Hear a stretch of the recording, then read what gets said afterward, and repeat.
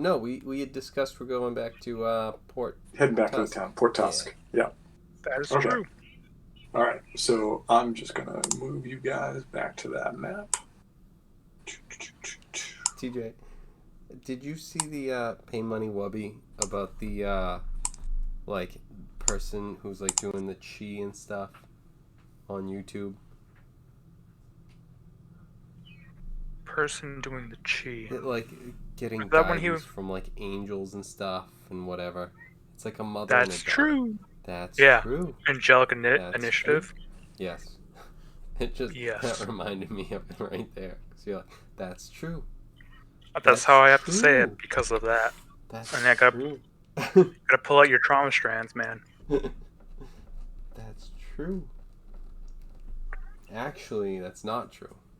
It's Did you see? this. Did you see true. the I mean, the comment that he at least typed out, probably didn't submit on their video, was like, I was talking to the grass and they said you bitches don't know what you're talking about. Right. But then he went and like visited them and stuff. Yeah. And then did you hear all, like, you saw the drama video with all of that? Yep. Hashtag free Jamie. They wanted to like put out the video first or something. Or no, just because of like the releasing and stuff. And then it's just like, yeah, okay. Which they did. Seriously, this shit's fucked. So, but anyway, we're heading to Port Tusk. Don't worry, I was letting that rant go because I'm like, I got nothing. I have no idea what any of this is, so not even gonna make any comment. Right. That's why I was like, all right, we have to cut it off at some point right now. All right, so you guys make it back to Port Tusk, and like no, you're not harried or harmed in any way. You follow the path back. This being like the trail that you guys had left on and come back on. You come back into town, and what do you guys want to do as you come back into town, knowing full well that you have a new person, a newcomer that's with you. That Kevin, I know that I have your character's name written down somewhere, but is it in front of me? No. So I was just going to call you Shh until you told me what his name was again. Tash the Sawa. Tashasawa. Did I nail it or am I off? Close. It's in the chat in Roll20. It's Tash. There's a TH okay. right So it's after like, the so SH. Tash Thasawa. Okay, Yeah. Tash Thasawa. But okay. he goes by Tash. Okay, all right. So so you've got Tash with you. You've got a corpse stuffed into the chest. Right. He did The chest cavity of a robot, and and you come back to town. So like, what do you guys want to do? I mean, as per is usual, as you come back to town, like Ted's turn, people look back towards you.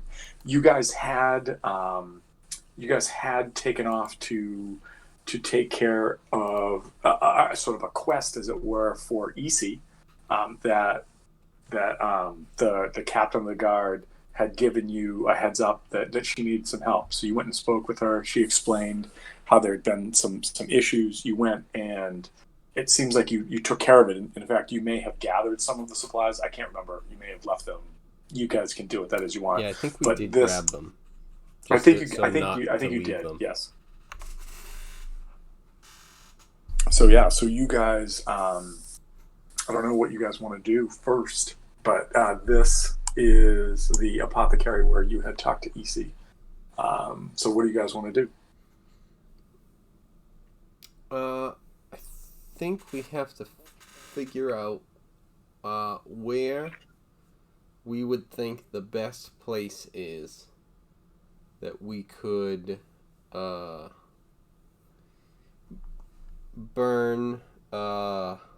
Elzarin's body. Okay. So from what you've seen so far in town, you know what? What are your thoughts? Like, is there something specific that you guys are looking for a locale? And then maybe I can give you some options. So, I mean, first thought is the blacksmith, but where that wasn't, like, shown to be, like, if I remember correctly, it wasn't, like, a super impressive one, and it wasn't open, but it was something where it's like, it wasn't, like, a huge, big, sprawling thing. And the other thing I was thinking was kind of just, I don't know, like a bonfire. I was thinking potentially, what's his face? Zrix, talking to him and seeing if he knew anything, and if not, maybe go Lyle, the gnome dude.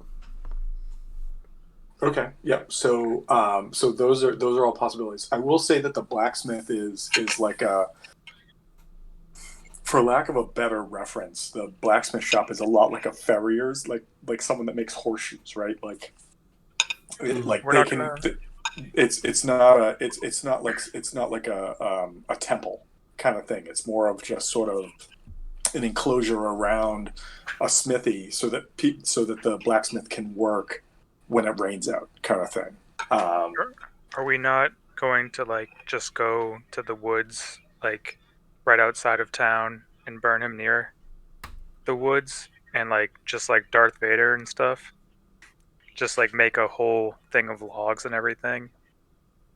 I'm thinking like as much as close as we can get to like fires of the forge, like blacksmithing sort of thing, as For possible. So I will tell you for some ideas. So for some ideas, you know that there is over here a lumber yard. So I mean, if you're looking to make like a funeral pyre, that might be somebody to talk to. You know that here, looking out on the water, is like a church. As far as like what it is, I think that you had had some conversations about there, like about the peoples having kind of a almost like a Shintoistic, yeah, like a Shintoistic kind of thing, where like like the earth has spirits and they're to be revered, kind of thing, more than like an actual deity.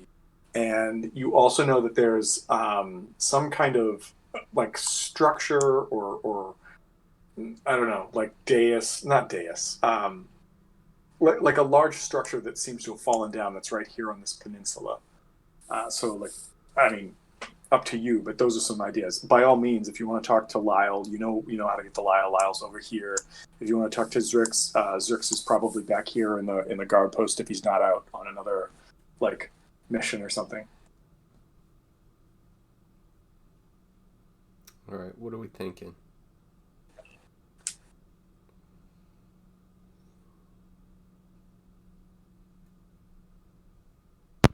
The lumber yard sounds good to me to start building up things to have his funeral.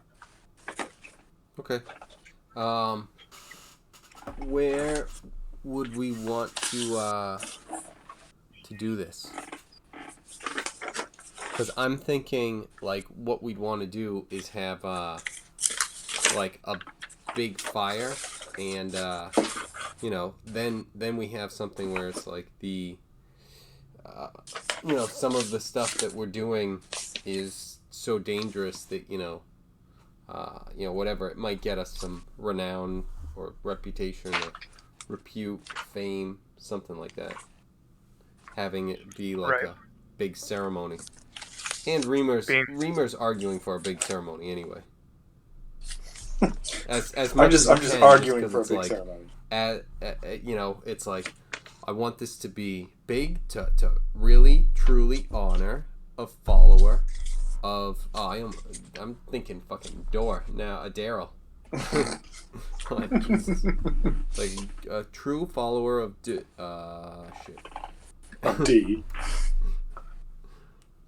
Okay. All right. So if you guys make your way through town over to the over to the lumberyard, you'll find that there is there's sort of this ornery looking lizard folk. Like most lizard folk look a little touchy, as it were. But this guy's missing his left eye. It almost looks like his eye was like ripped out, and his right leg has been savaged to the point that he walks with this sort of like lean-to cane. And so like as you guys are approaching, he kind of like steps up, and where it is right here, you see these blue marks. Basically, these are various piles of lumber. Like the largest pile right here are logs that have been dragged back in that need to be harvested and cut into boards. And then the smaller piles are various types of boards or like leftovers or shavings or bark that people will use for fuel for fires or something along those lines. Mm-hmm. But he kind of like waddles his way over towards you, and he kind of hisses towards you, and he's like, "Why do you come and see old Sarnak?" And everybody give me a perception check too, just for shits and gigs. Come on, there's definitely a match.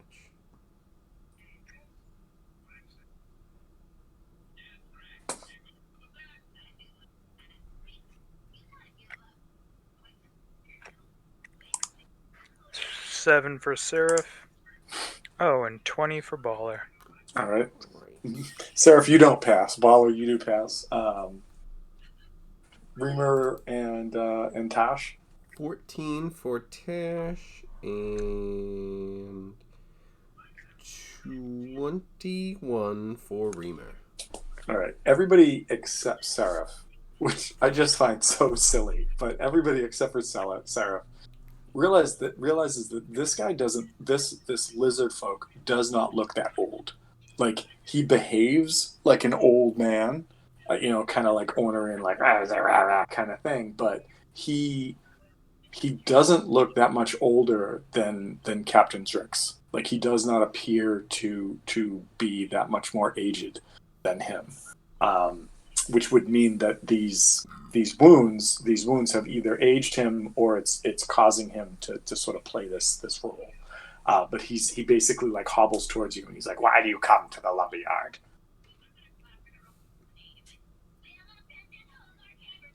We seek lumber. He nods. He says, "That we have. What kind of lumber? Why do you seek lumber? Who are you?"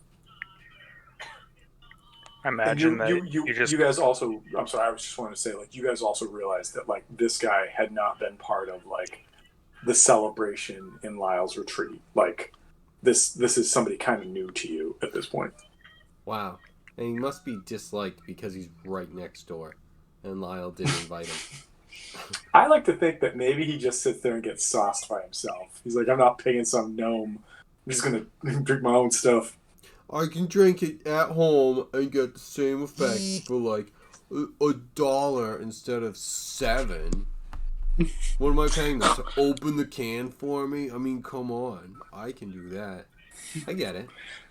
All right, now I really am connected with this character.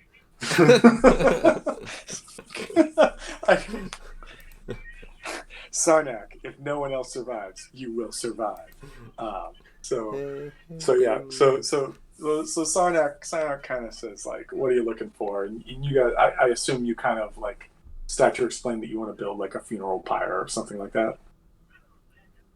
Yeah, Reamer's gonna explain that he needs the best lumber to create the greatest of fires to send off one of Daryl's chosen. And so Sarnak is like, "I don't know who Daryl is, but I can happily provide you lumber for a price." Oh, God. Oh, Daryl. Wait, what do you mean price? They don't have prices here. He says, "Oh, but you're right. But everything has a price." He says, "Sometimes we do it for food. Sometimes we do it for favors. I need a favor done. I will give you lumber to burn your friend if you are willing to do a favor for me." Well, we need to honor the mighty Elzarin correctly, so yes. I will then give you what you need, but please honor your end of this bargain. And come and see me when you have finished taking care of your friend's funerary rites. And this by the way, bless Daryl, whatever that means. Is is Reamer agreeing to all of this without consulting anyone. To be honest, I actually this 100% this is thought where that he just gets like, no, this is how it's supposed to happen, according to Daryl. I read the book. I read the gospel. It's called. I It's wrote it. not Revelations. It's Revidarals. I'm glad you read it. I wrote it.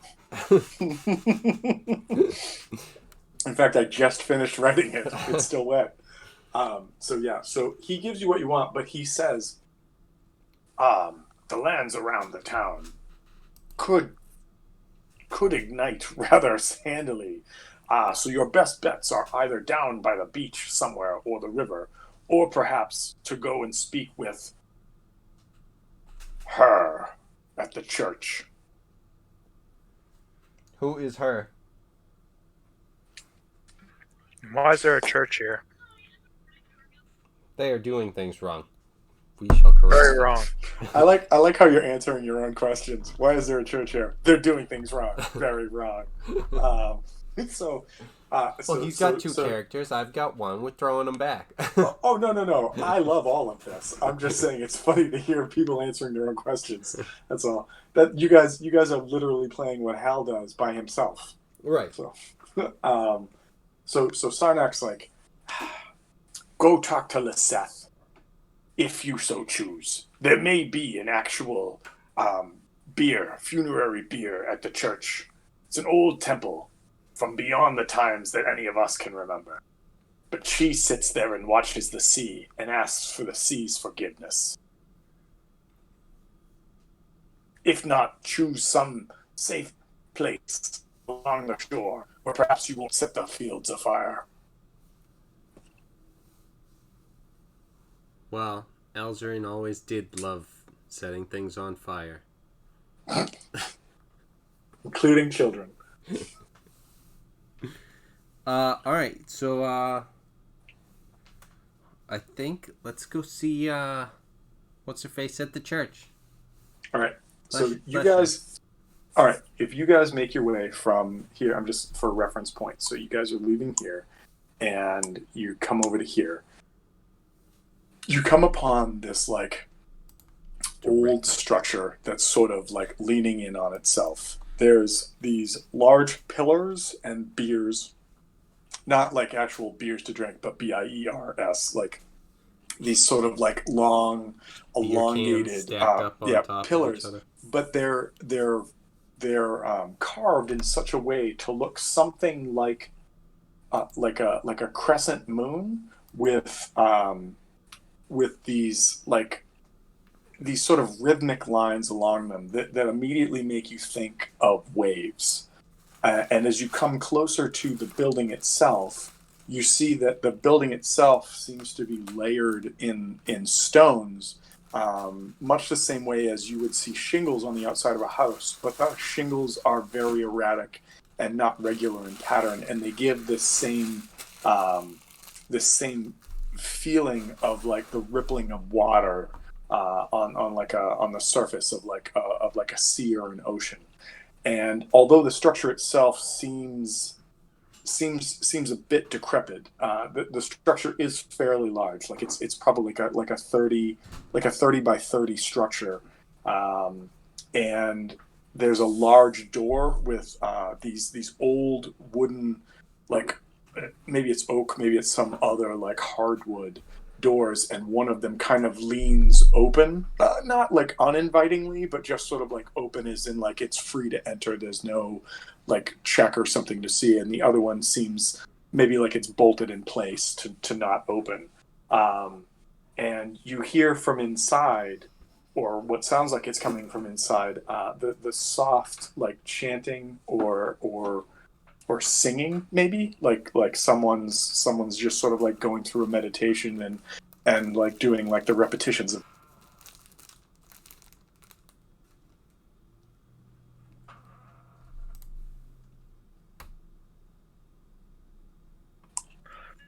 You're doing it wrong. I haven't heard Daryl's name at all. You're doing it wrong. You're doing it wrong. Let us help you.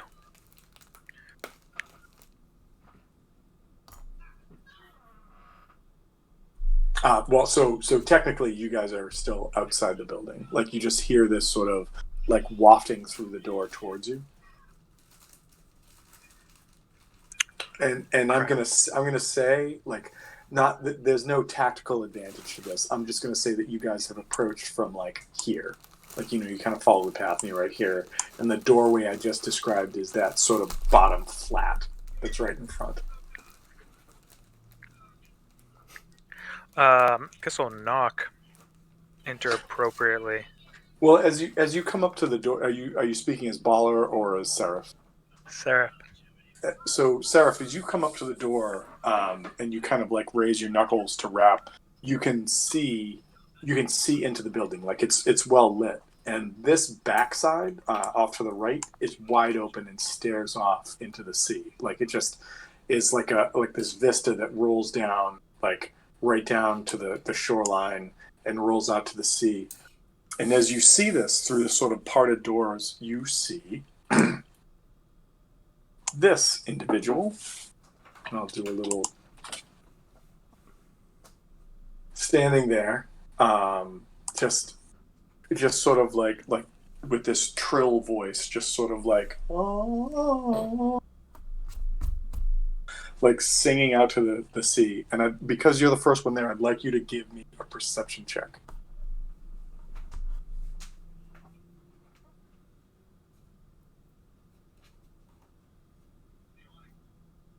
Surf.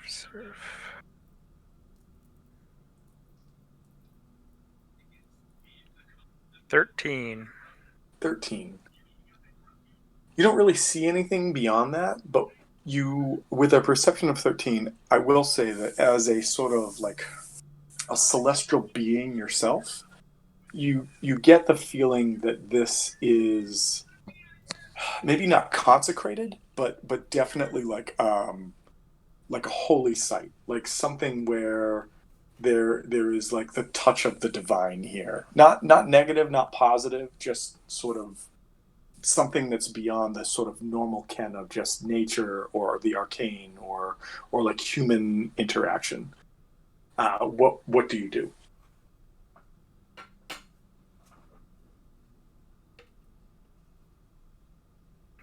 I think I would ask about the church, I guess. Okay, so you figure out why like this is here, and I know that you said that they're kind of like, what is it, animus or something? Like they worship animals. Yeah, that's a well. It's more like spiritualist. Yeah, like so. Like the practice of Shinto or Shintoism is that like specific regions in nature or the animals that live there have a sort of spiritual essence to them that should be revered, so like if you go into the forest and the forest compels you to feel like reverence, that's because there is a spirit there, hence it should be worshipped, kind of like thing. Everything has a spirit and stuff, right? Exactly. Like it's not it's not like pick up a pebble. Yeah, it's not like pick up a pebble, but like if you walked out of town and there was like this huge boulder right there, that boulder would create a sense in you of some sort of like spiritual connectedness kind of thing. And so what you've observed with her singing to this ocean that you guys, or this like large body of water that you guys have seen from up on high when you first entered, it clearly it appears that she is somehow connected to this. And Tosh, you are very familiar with the practice of those who are like connected to the waters, if not sort of like reverent towards it. Yes. And so this does not seem out of place to you.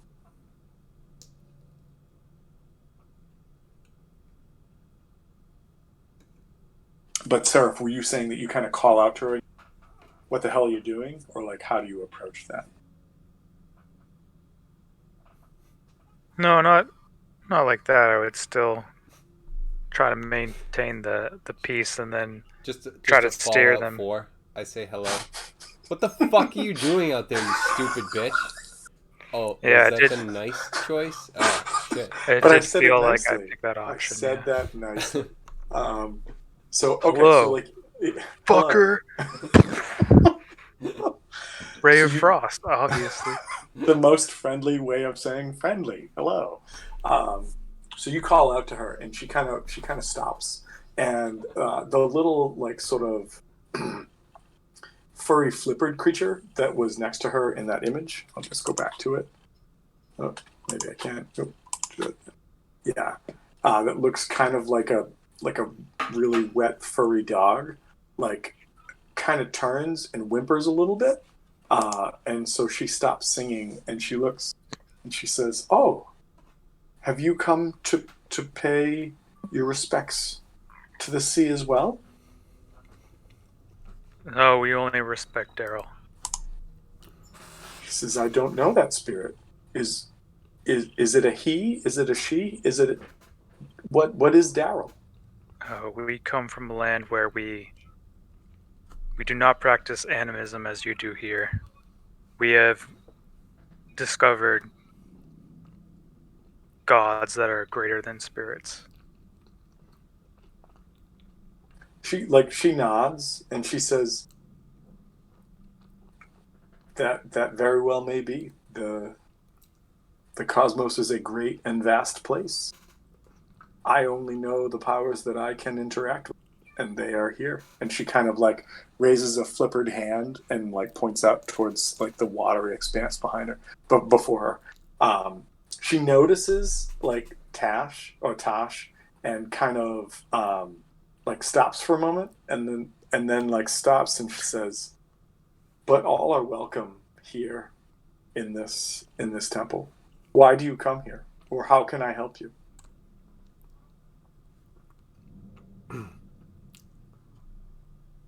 Reamer?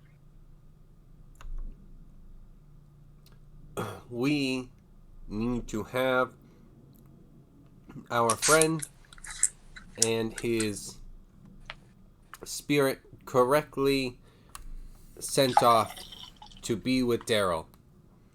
We need to know if there is somewhere that you can have us have a fire, or somewhere that you might suggest.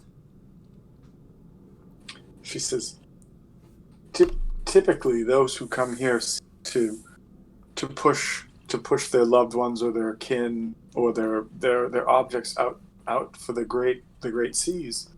But I do know that there are two options for you. One is if you were to travel out of either door or follow the steps to the sea, that there is a large stone right at the northern point, right here where I'm clicking on the map, which clearly she didn't say, but that you could use with no detriment to anyone. Or if you wanted something even larger, you could try the remains that are over here at the end of the town's peninsula. But I have heard that there are some angry spirits that still reside there from a time beyond what we. I will happily help either present or prepare someone if you so choose. My only job here is to make sure that I can tend to those spiritual needs that those that need it.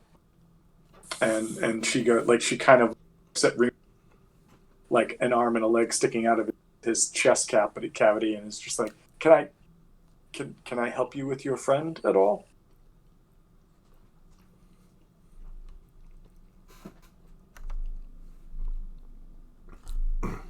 Can you fix him? No, but I could at least clean his wound and make him look more like himself before you sent him off. That's Take out the acceptable. body bag. Hey, body bag. Get the body bag. How's it going?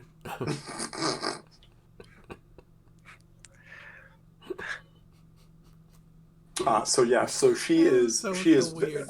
She's very open to assisting in whatever way she can, and she's very reticent about the fact that you guys clearly have your own funerary rites in mind, and she says, if you do not wish me to say any words of but if you would like the blessings of the sea on your fallen pet, I will provide that as well. We cannot reject Daryl in that way. We need to make sure that Elzarin burns it's in bright his name. Yes, burns bright. That is right. with no hindrances. All right. And so like I'm gonna say it probably takes a little bit of like figuring out like logistically to get like to the pier and blah blah blah. Like you guys can do that.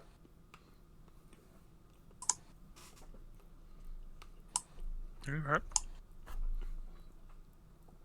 So what are you talking about with angry spirits over there? She says, I busy myself here, but some of the locals come in and they're brandishing wounds or scratches or like they've been hampered in some way, and they say that when they get to the area over here on the peninsula, looks out over the sea, that there's a dark force that comes and maligns them. I myself have not gone over there. I probably should. It just, I don't know. I lose myself in my reverie each day, professing my sort of my connection to the sea and acquiescing what it provides me. Elzarin will shine bright with Daryl's light and scatter the darkness. And then Reamer leaves. She says, "Hey, man, I truly hope that you and your brother can find that path." I just imagine Tosh is just like, who are these weirdos? And then Reamer comes back and says, "All right, the body." So as that's happening, I'm gonna have Liseth just speak with Tosh quickly, just kind of like move Okay. over and just sort of say, no, like we don't have the private chat or anything, but she's just gonna say, you are always welcome in the Temple of the Sea. Just know that there are some here that may see your kind as friendly. Not all of my kind see my kind as friendly. She nods. Like, she nods. It's almost as if she inherently gets what you're saying. Like, she's just sort of like, no, I get it. I totally get it. Yeah. But I'm just going to let you know that And there may be some racist assholes here. So just get ready for that. And he just kind of nods and, thank you for the warning, heads up sort of thing. And she says, if you cannot find safety in Port Tusk, you can always find a respite here. Again, I thank you. And the weird, like, sealfish thing kind of comes up and is like, moo, moo, moo, and rubs up against your leg a little bit. And obviously it's a dog, so I pet it. I always thought you were going to say, and obviously... And I feel like it's attacking me and I shoot it. Just shoot it and eat it. Anyways, so the others in this party, Baller, Reamer, Seraph, and a corpse, bring it out, and there's like a large stone, almost like a table, that's maybe 3 foot off the ground, that's got several other stones that support its size, and the table itself is probably about 4 foot wide by about 8 foot long, and it looks like at one point there were a number of pictures or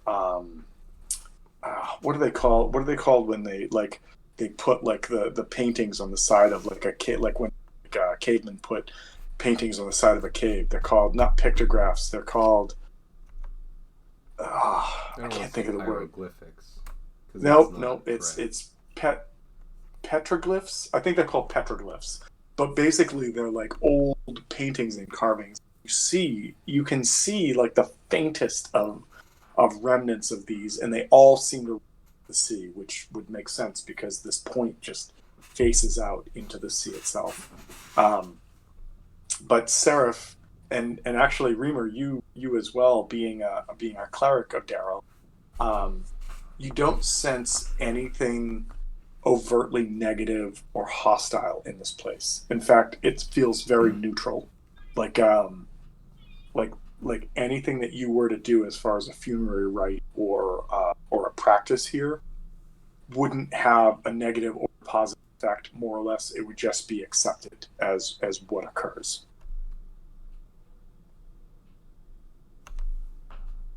Okay, cool.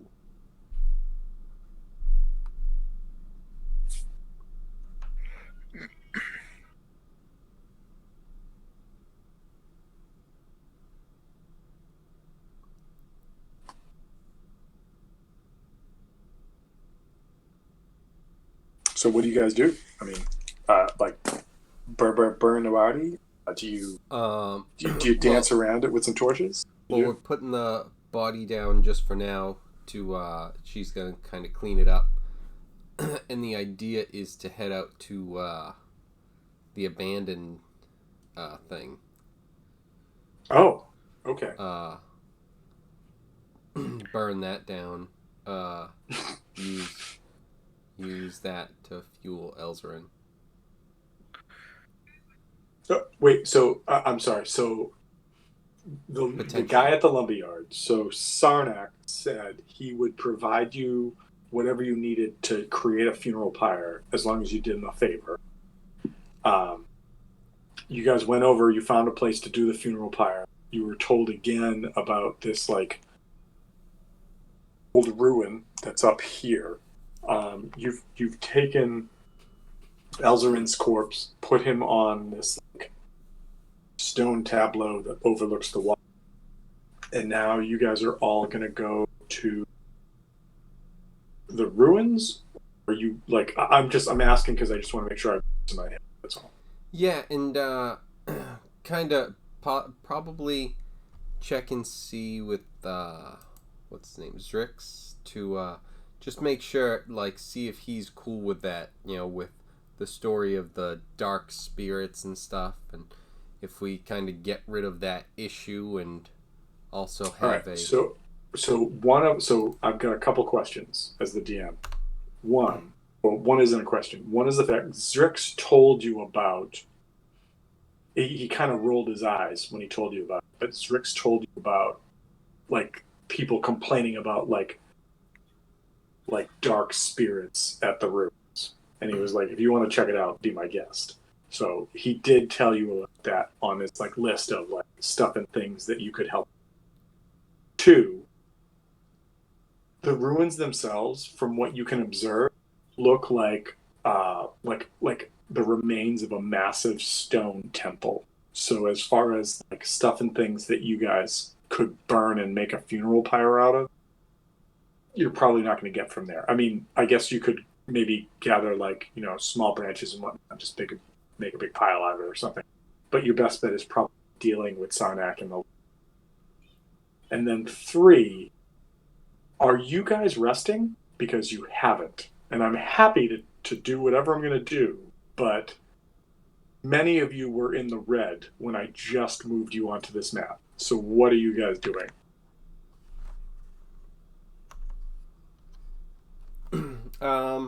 Nothing more than a short rest at the moment. Okay, that's fine. I just like one of the things that always sucks in any game is when the DM's like, "Here's another thing," and there's always that moment of being like, "Shit, we should have rested." That's why I asked that question. Yeah. So I mean, in this time, we're kind of just like pooping around, you know, jumping around to whoever and talking. And it's something where I think the idea is at some point when we get a chance to like rest and everything. Okay. Well, so remember that if you guys need rest, like whatever or whenever you want to do that the dark holes are available. And one of the other things that I need to reveal to you guys, hang on, is that the area marked number 2 that you guys have been you've now passed by at least once to get over to the church is an area known as the general store. And this is the area where stuff and things can be traded for other stuff and things, such as the general commodities that you might need. Now, if you're like, I need these tools, you're probably not going to find them here. But if you're like, I need rope, or I need rations, or I need oil for like torches or something like that, or torches for that matter, you're probably going to find them here, and you're probably going to be able to get a decent deal on them based upon favors or on things and commodities that you can trade. One of the things that you have not done yet is to go back to the fisherman, the fish market, and collect either, you know, the remains that you wanted to try to craft stuff out, or the actual like marketable fish stuff that was there. The old Kuatoa that was there said that he would take care of things, but you guys took off and haven't gone to talk to him. So I'm just sort of painting a picture of stuff and things, because I know it's been 2 weeks since we did this. So yeah. So in that case, I'm thinking like we want to do like I think we'll probably want to set something up for Elzrin's funeral. In that case, I mean, there may be people in town mind coming to pay their respects to Elzrin because of what Elzrin took part in. Literally, what, a day and a half ago, 2 days ago, exactly. and saving the fishermen. So maybe it's something where I'm just suggesting you can do what you want, but like maybe it's something where either one of your party gets the word out or tries to like talk to the. Yes. Yeah. Just it's a good opportunity. Who? Yeah. You see, as king, you must find the good in everything. Who do we think might want to do that? Wait, do you mean like locals that would want to come? No, in terms of who do we want to go and have try and find the locals? TJ? Because I'm assuming that the three people that we, it's the three of them that would really be trying to do this. Yours or Reamer. I just love the fact that of the 4 original party members, the one person that would be the best for this is the person that's dead. Of course. Isn't that how it goes?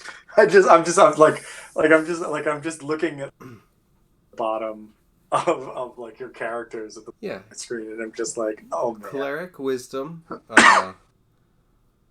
Well, do we have a paladin? I think Seraph's a paladin, so I mean he should have a little bit of charisma.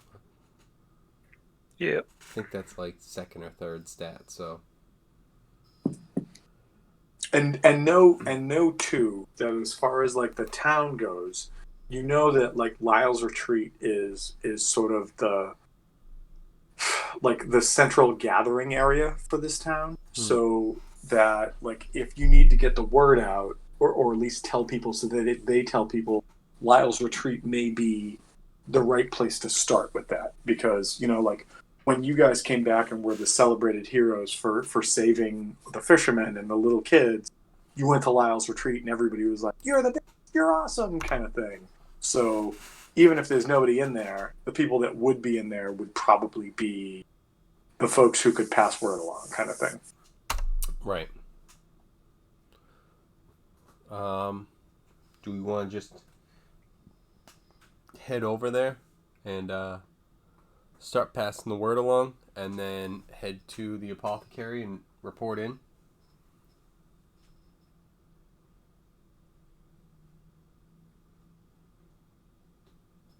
All right, so I'm trying to follow. Are we splitting up the party? No. I mean, no. Yep, you guys are all gonna die. But so you're leaving the Elzerin's corpse for Liseth to like sort of tend to, is what you're doing. Yes. Okay. And because I have pulled things over your eyes before, If you want to roll an insight check on Lisette, by all means, have at it. Well, I mean, based on that, I'd imagine no, but... Or maybe I'm just really building it up because I'm going to, like, reanimate this character and make him murder you. I mean, it's up to you. I mean, well, who knows what run? Only an 11, so... You feel totally fine. Yep. So, I think we're off to Lyle's to spread word about the upcoming funeral. All right, when you come into Lyle's, there's a few familiar faces that as you walk in, they look like they never left from the other night when you guys had your sort of like celebrate, and they kind of raise their tankard glass. Still here, okay. But Lyle himself, who's behind the bar, turns and he says, Outlanders, you've come back and you're still in one... And he kind of falters as he notices there's a new member amongst you. And he says, I see you bring new patronage. How can I help?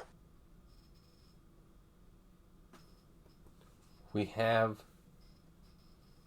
sad news about our other friend who is the chosen of Daryl. He has fallen. Reamer, do me a favor and just roll me a perception check as you're saying that. Okay.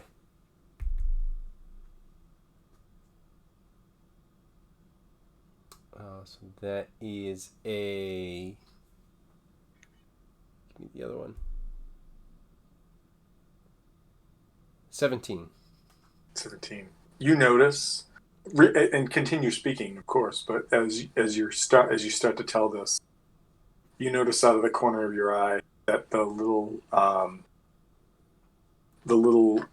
lizard girl that you had rescued had come bopping out from like under one of the tables, and clearly here in her like little blue and red was like, oh, he's back. And as you start to explain that Elzrin had passed, you just see tears start to well up in her eyes. She like getting burned? Well, if I remember correctly, Elzrin had actually talked and like kind of like have like maybe not have like I'm sorry, but kind of like entertain them kind of moment. Or maybe she just like physical pain. I mean, that was. Yeah. I'm just saying that as you start to explain yourself to Lyle, Reamer, you notice this. I know that your perception's really high. That's why I kind of interrupted you to do that. But so he continues and just explains that we lost a member and there's going to be a funeral to see him off and send his spirit to Daryl, and all those we would like to have those who were affected by him to show up. And he was he died in the service of Daryl and in attempting to help Port Tusk. Lyle now nods and he says, I can't guarantee people will come to honor his faith, but I can tell you that folks around here know what he did and that it is appreciated and that he will have more than one head to say goodbye to him. And kind of he turns and like kind of he goes to turn to go like talk to somebody, and he comes back and he's like, is there anything else I can do for you before I start making sure people know? I don't think so. He says if you come back here tonight after taking care of what actually are you planning on doing the funerary rites tonight? Like what time? And like he kind of like rolls his eyes. I still use these terms. There is no nighttime. Like, when are you planning on doing this whole sort of presentation to your god and like and bequeathing the body to flames? Yeah, I would say quote unquote tonight. So he nods and he says, "So I'll tell folks that to maybe start gathering down by it. But where is it going to be? Is it going to be like on one of the beach fronts, or where are you doing this?" Um, out by the rock off the church there. Oh, he's the stone table thing that's out there. So is that what it was? Okay, then yeah, then Yeah. Well, I mean, like honestly, it's if it doesn't have a name, then that's the most referenceable way of calling it. I misunderstood. I thought that was something different than the like rock that you were saying before. I thought it was like a rock that was like out a little further, but it is that, but it's actually a table. Yeah, it looks like a large stone that either was naturally carved into this 4x8 area, or that people in some bygone age like carved into a shape, and then it became a table of some sort at that point. Okay. So he says, "Okay, I'll tell people and anyone who's willing to take part to get out there in the next couple hours." He says, "Is there? I don't know the religion that you guys like preach or practice, but is there something that maybe they could do that would be I guess like a nice way, like a head nod towards like your deity and the send off?" If they could bring a torch to add to the fire to make Dildos. his If light they could all turn bring brighter. dildos. And he kind of nods and he says, "Torches. All right, we can do that." And he says, and you notice like he turns to somebody, like just like an underling or something, like a little bartender, and like, "I won't make you roll, but you guys kind of hear him say, run over to the general store and make sure we got a couple supplies of oil so we get some torches lit."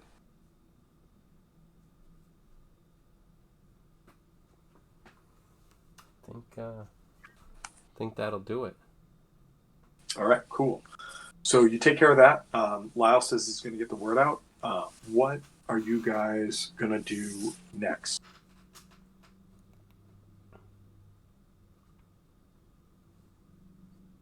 I think it's time to talk to the apothecary. Okay. So if that's the case, let's take a quick pause. If you guys are going to do short rest, let's say that you've handled it right now. Like you came in, you had like a beer or grabbed some food, did whatever, and that gives me like 5 seconds to run over and use the John real fast. Okay. Cool. Boop. And short rest.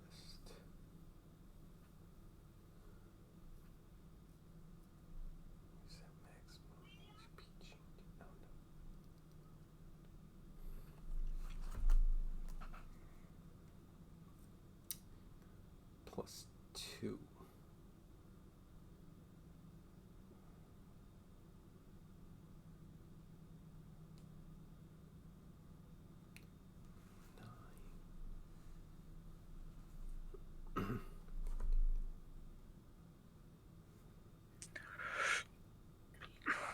So get paid for both our jobs, so we have things to trade.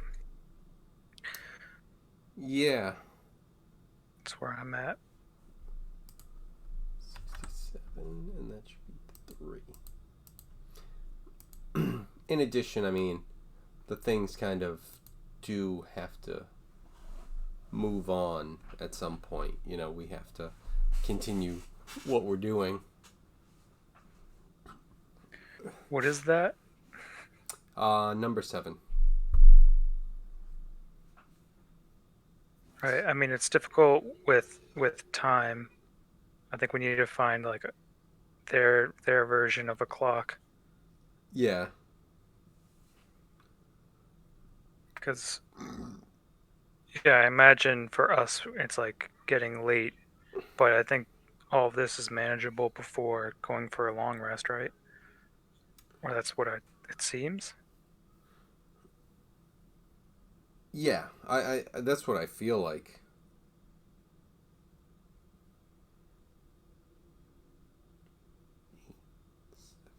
Okay, those are good. 8 and 7. Plus 6.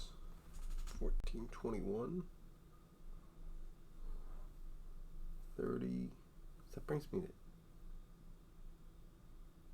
40. 50.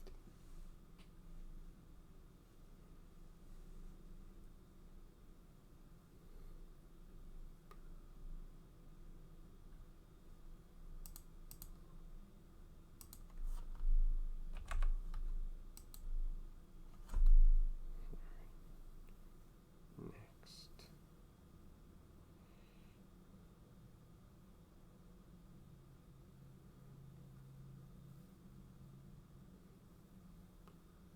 So 9. You know what's super frustrating in Discord? Well, you guys probably don't experience this, but like if you're using your phone, in order to get like the mic up, like to like, you know, mute and not mute, you have to click the green bar at the top. And by click, I mean touch with your finger. And sometimes it's like boop, oh there it is. And other times it's like boop, boop, boop, boop, boop, boop, boop, boop, boop, boop. Okay. But Yeah, sometimes phones can just go, no, that's not where you pressed. It's like I've done this probably thousands of times at this point. I do that's this where I every time. I do this every time, which is I'm addicted to this thing. I can't not be fucking pressing it. I know where I pressed, you stupid fucking asshole. the most annoying moment is when I'm muted and all of a sudden I hear you, Kevin, like on Saturday night's game, going, Tom, Tom, Tom, and I'm just like, I'm pushing the button, fucking button. And then I hear you go, oh, I guess he's not with us anymore. I'm like, I'm pushing the fucking button. So yeah, so anyway, so yeah, they're just having a rage out on my end of the phone. But anyways, so long story short, if that's possible, you guys take your rest, and then it sounds like you're going to head over towards EC. So you guys make your way over towards to the apothecary, which was number 7. And you remember it's an L-shaped building. It's got a lot of like sort of dried flowers and other sort of herbs and plant life that are hanging out that create a very sort of potpourri scent. And as you come into the place, EC kind of emerges from behind the back, and she's like, "Oh, you've come back! What did you find out in the swamps?"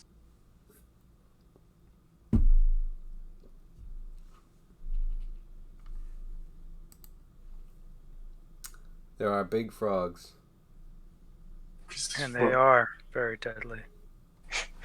She says, "Well, there are frogs, but I mean, normally they just stay out of your way. What happened?" They did not stay out of our way. And we had to fight them. She says, that's very odd. I mean, I've been collecting and sending my staff to collect things from the swamp for years. Like every now and then, if like maybe you get too close to like an egg hatch or something, they'll get aggressive. But for the most part, they stay away. Was there anything else that happened up there, or like was it just the frogs, or like? And how do you know that it's okay now? We killed some kind of frog behemoth.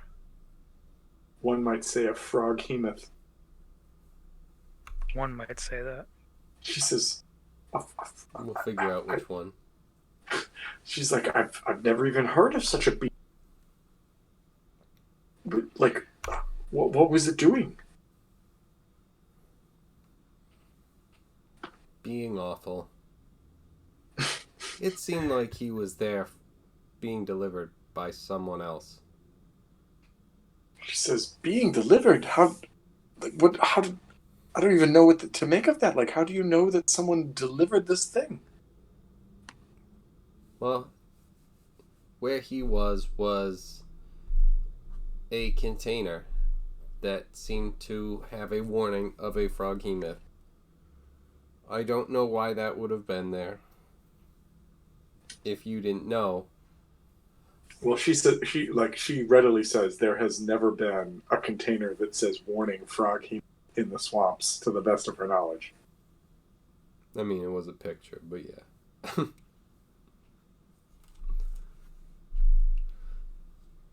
So yeah, that Reamer describes that big thing that, you know, had the warning on it up in the swamp area where they found the herbs and everything. Does Reamer describe the image that was on it as well? Yeah, the like the froghemoth like tongue thing.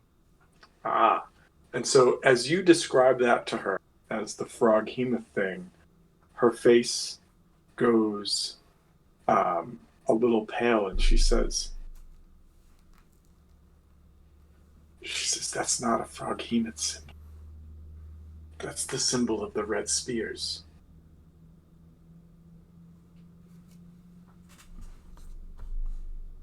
The red spears? Red spears have a tongue as their thing? That's what the spears are. That's why they're red. It's their tongues. And she goes, "What do you know of the red spears?" That they have red tongue spears.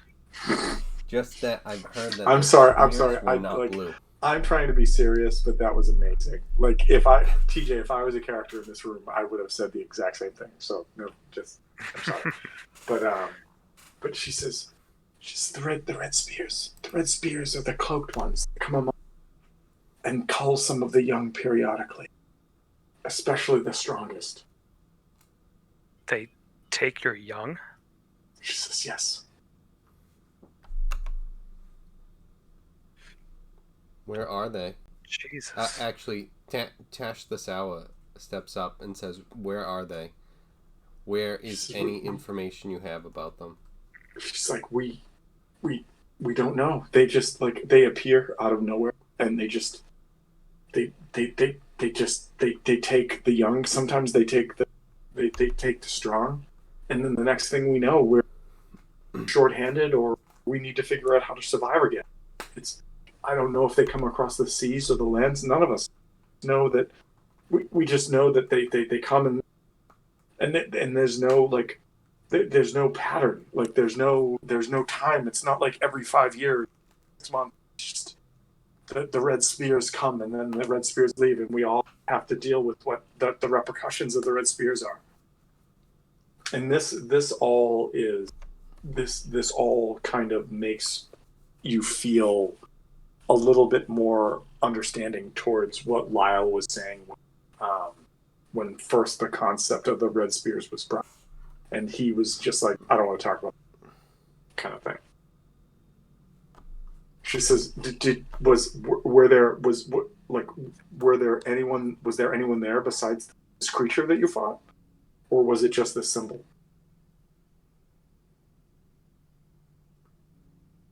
The symbol. We didn't see any other. She says, "It makes no sense. Why would they do this unless, we just provide the healing for this town.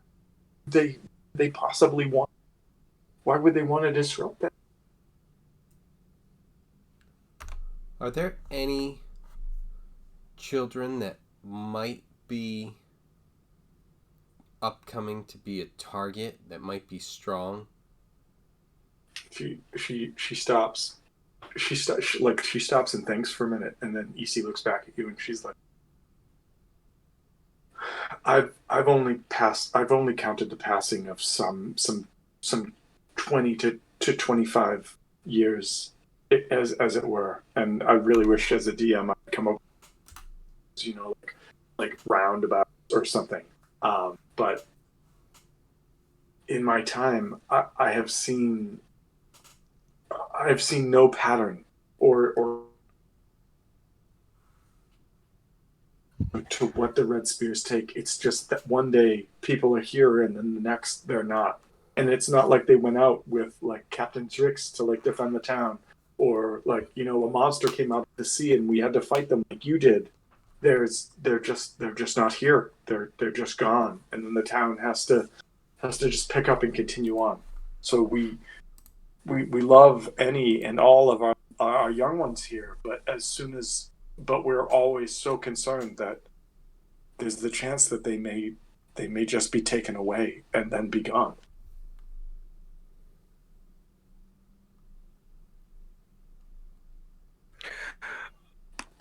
I'd yell it, but I don't want to yell into everyone's ear. Unacceptable. You just turn into Lemon. By the way, TJ, if you ever want to make your character that, I'll accept it. Like, even though my ear will go deaf, I accept it. I will say that Tosh, you are aware that you are aware of this practice, but maybe in a little bit more of a regular fashion, for a backstory. What do you mean by regular fashion?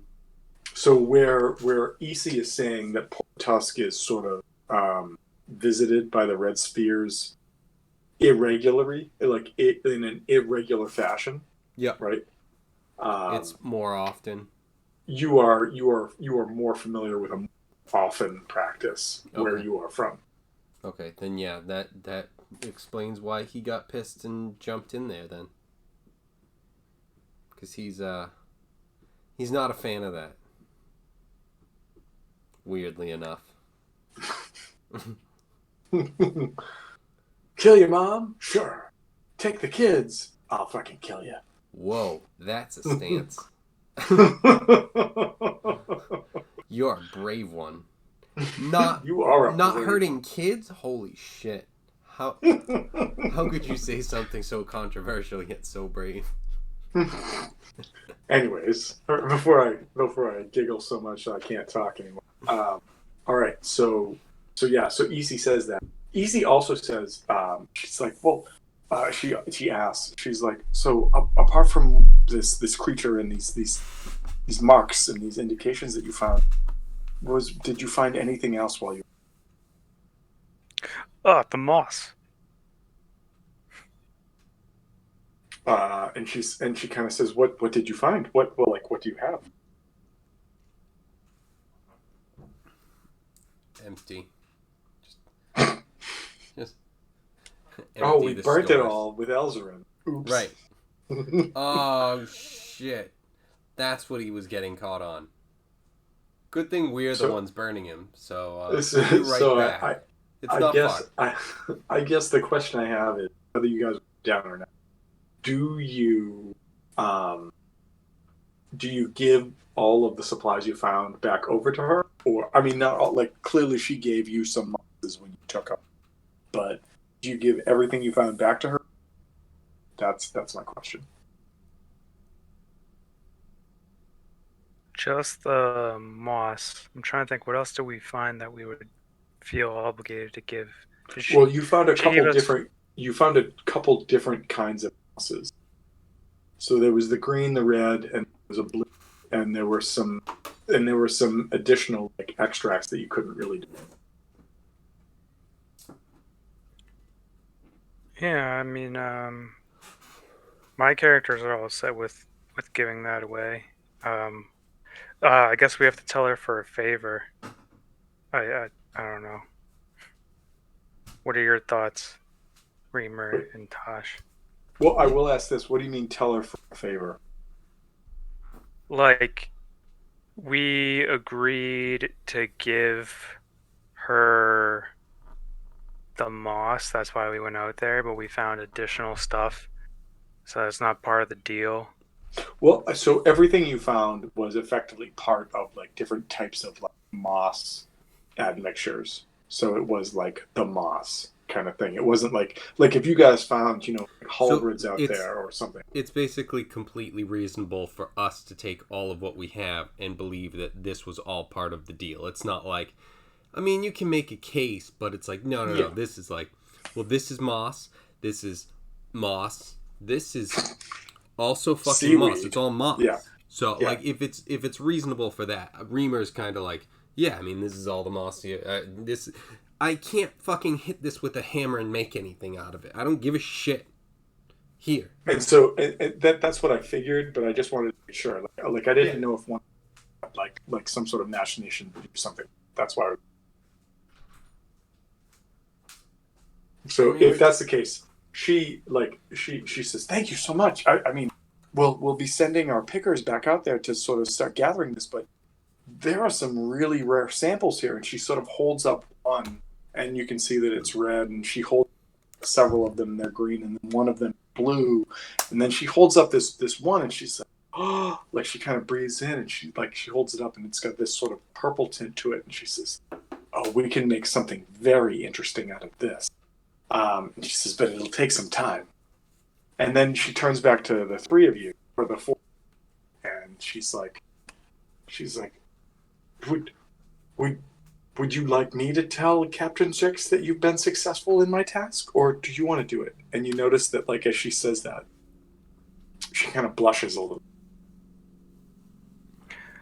I think it would be nice hearing it from the person who put the recommendation for the job in. She like turns to you. Sarah, was that Sarah that said? Yeah. She turns to Seraph and she smiles, and then she kind of like looks at you and feels that you've kind of seen through her, and she kind of like reddens even more, and she's like, "Oh, okay, well, I thank you so much for what you've done, and sure to make sure that I get something back to you to show you how much I appreciate what you've done. Thank you very much. If you want, you can, if you can leave, that'd be fine."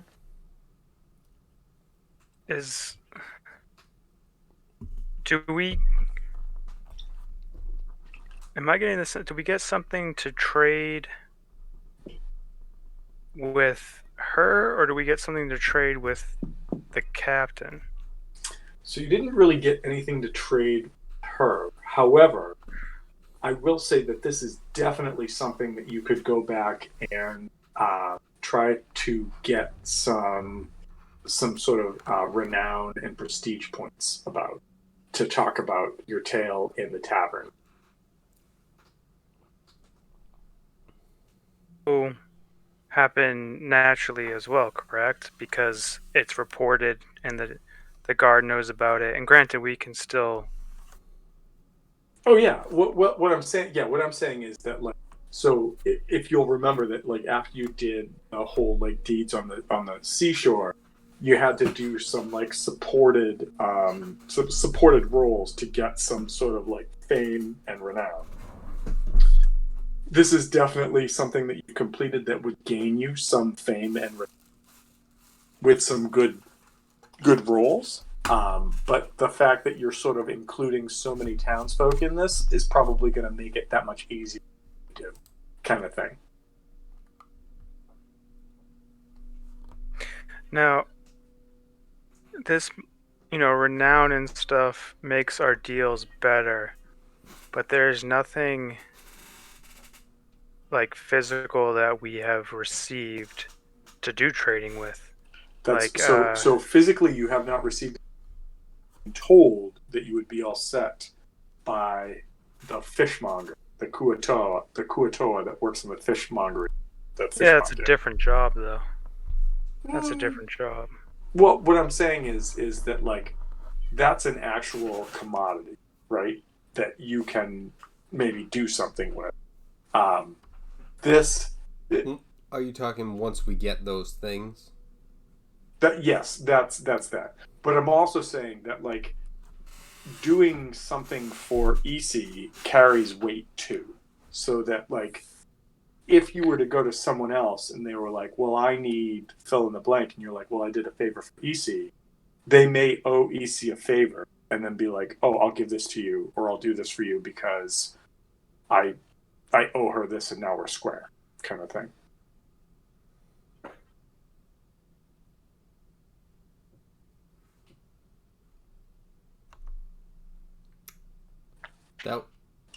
That would take care of, like, maybe EC's payment to us, right? Yeah, I mean, like if you're looking at actual like a currency, think of it as like one favor owed kind of thing. No, yeah, it's just like if they like if someone owes EC a favor, and they like give us something, it like unless you're. So let's just say this: if we go somewhere and they owe EC a favor, and they're just like, hey, what about if you give this, and if EC's cool with that, then like I don't owe her a favor and everything. Like 100%. That is 100% correct. Yes. But if yes. they had something for us to do, it's like, well, that's a separate transaction. It's like, yeah, correct. She owes us a favor, but now you would owe us a favor too. Let's say that let's use like a real transaction right now, right? So right now, the lumberyard gave you the stuff and things that you need if you did them a favor. If the lumberyard owed EC a favor, and you went back and said, I just squared up with EC, you take it, and now you don't owe him. Okay, you're all set. You don't owe them a favor. Get it? Well, if we just take out like what we've gained, our net gained, we've gained one dead friend. And we have the funeral paid for, and that's it.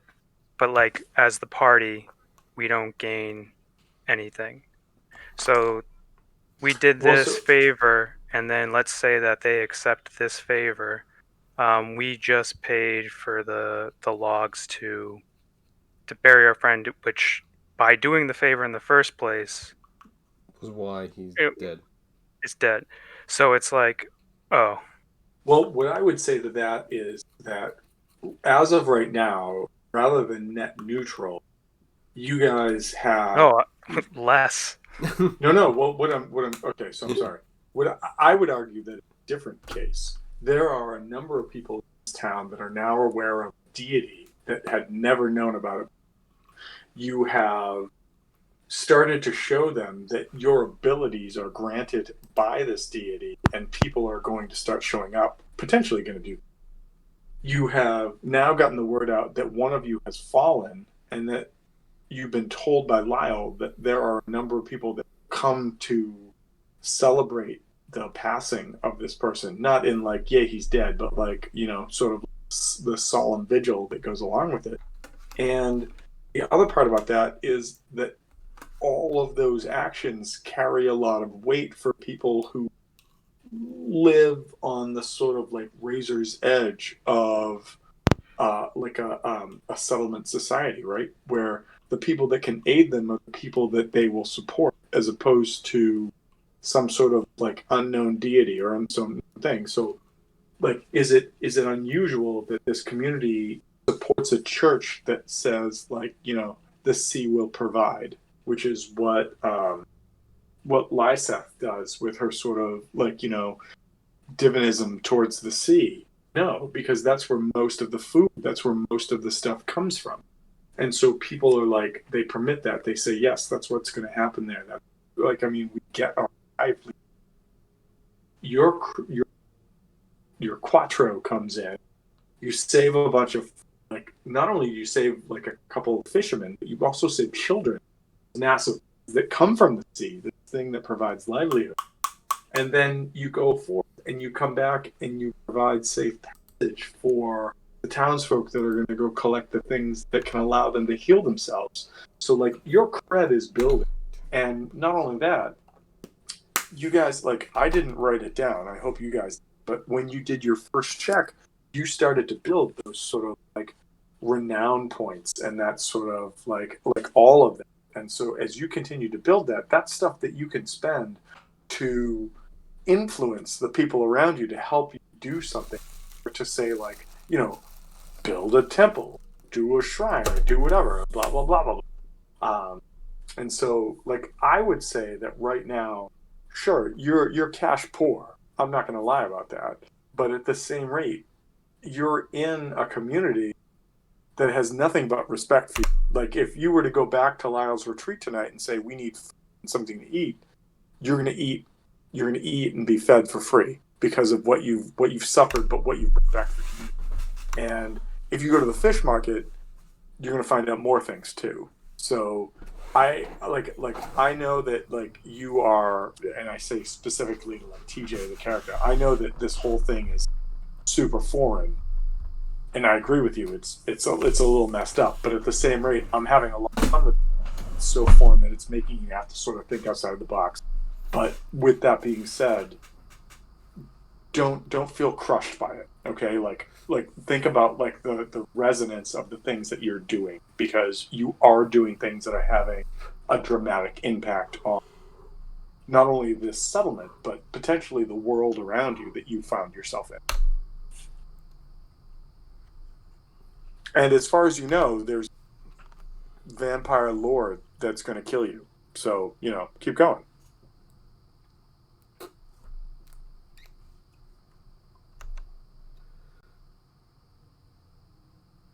Reamer had an idea.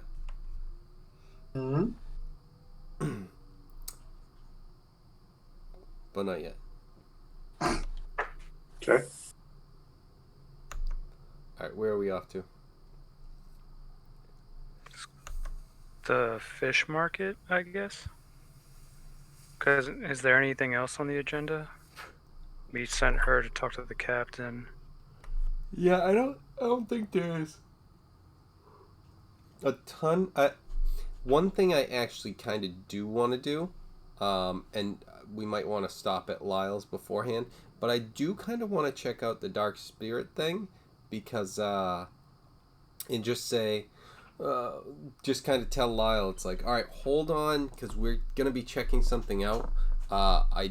We don't want to have people waiting around until we're done, if it's going to take a while. So it's something where we want to check this out and, get people... As the DM, and because there's so many moving parts right now, I'm going to say that you guys could go to the fish market and then go back and do the funerary rites. But if you take off to go, take a look at this sort of, ramshackle temple and this bad spirit kind of thing, there's going to be a lot of people standing around not knowing what's going on. Yeah, that's why we would stop at Lyle's and tell him to, all right, actually, hold on. Don't have everyone get there exactly right now. What I'm saying is that, you stopped at Lyle's and told them to get the word out. Then you went to EC's. Then you're going to go to the fish market.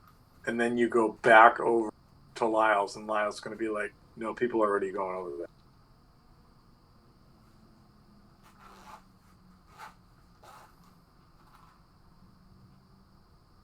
Unless I read that wrong, and if I read that wrong, fine. But that's what I'm just saying is that there, if that's how that plays out, that's fine. But all right, well then, never mind. No idea then. Okay. So, do you want to go to the fish market before the funeral, or fish market then funeral? I'm confused. I thought people were heading there now. Okay. I apologize. This was probably not communicated correctly, but you guys went into Lyle's Tavern. You basically spread the word, and you were like, you know what, Elzarin has passed. We're going to honor him, and we're going to present a ceremony out on the pier, out here on the stone tablet. Lyle says, okay, I'll get the word out. When are you going to do it? You're like, we're going to do it within the next couple hours. Okay. You walked over here, probably took 10 minutes or so. You had a conversation with EC. That conversation probably took maybe 10 minutes, 20 minutes, whatever. We're now probably around a half hour from when you left here. That being said, if you're going to go talk to the fish market, 5-10 minute walk, and then whatever that's going to be, and now we're at the hour mark. That's why I was saying, if you're going to go over here, people are probably already starting to gather over here, because it was we're going to do it with. So that's. What? I'm sorry. If I misread it, I'm sorry. No, that's what is that the temple? Is it multiple levels or something, or is which one? Which one? The ruins. The ruins right here. It looks like there is it looks like there's like a pediment that goes around the outside. So basically like a lower level, and then it kind of raises up. But you can't tell. Like it's like if you're standing here or you're standing here, like it looks like an old like Acropolis or something like that kind of thing. You know. But does it look like it's like this big complicated building or anything like that? No. It looks like a very open space. It just looks like the ruins of a building that once occupied an open space. Okay. Like not like go in a dungeon, not like multiple rooms kind of thing, but like an Acropolis where like at one point there were large like pillars that rose up and made like a massive like ceiling or like a roof kind of structure, but that's all gone. So now you can only kind of see the base or like underline it. All right. I kind of would like to have us run over there real quick. Okay, so question: do you want to do the fishmonger and then that, or do you just want to go there?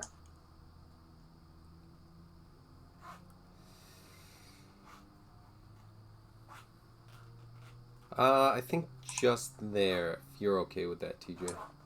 Yeah, I'm fine with that. All right. Yeah, I want to run over there real quick and see something. Okay.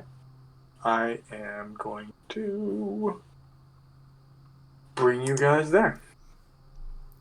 I gotta find it though.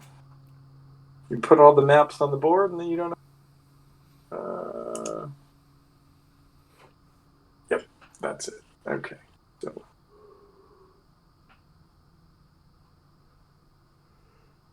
I'm the albatross.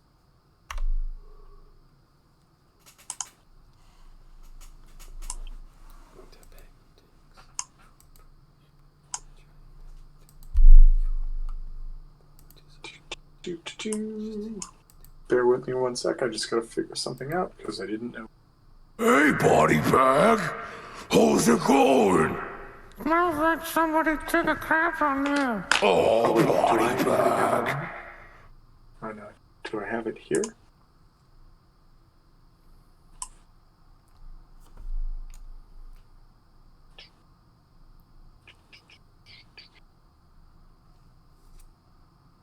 That's weird. Yeah, but you didn't. But you didn't. Yeah, but I could have. But I totally could have. You know, it's always frustrating, like when you look at it real fast and it comes up and it's like, if you had premium, you could have this bullshit. And you're like, wow, well, shut up. Yeah. I mean, I don't get that anymore because I do, but yeah, I get it. Shut up. Shut up. Oh, yep. Boom. Shit, I need to throw you guys into some situations that have some like light sources again. Alright, we're I'm gonna wasting my put fucking this person. premium. Just giving you guys maps. Giving you guys the paps. Alright. Okay, perfect. We'll make that happen. Nope, Tom, don't do that. That's stupid. Oh, do you want to move everything, Tom? Okay. Alright, so I'm going to move you guys over here. Means need to...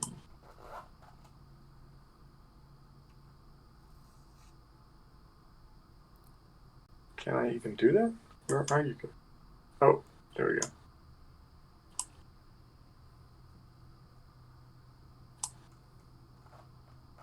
Boop, boop. Okay, you guys are top left corner over here. You probably want to adjust health bars and whatnot because you are you took a rest. You did some stuff. Right. All right. That being said, in front of you, you see several like stone walls, pillars, some of them broken down, some of them some of them still in very sort of like ornate fashion. You see on the ground this weird dais where there's this human but not human face carved into the stone itself. This like large set of stairs that descends down to the sort of like the south below you, but it descends into nothing. It just descends into a big pile of them. And as you approach, everyone tell me what your passive perception. 17 and 14. Okay.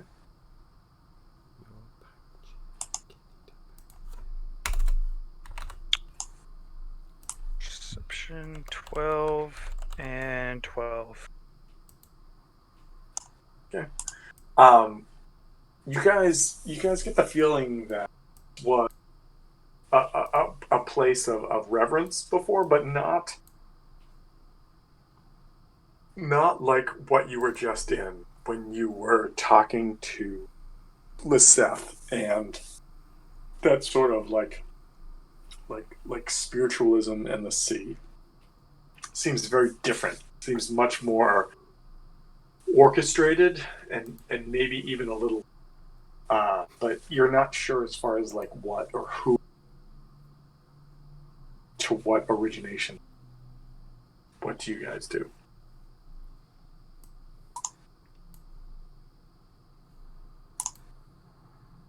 Marching on in.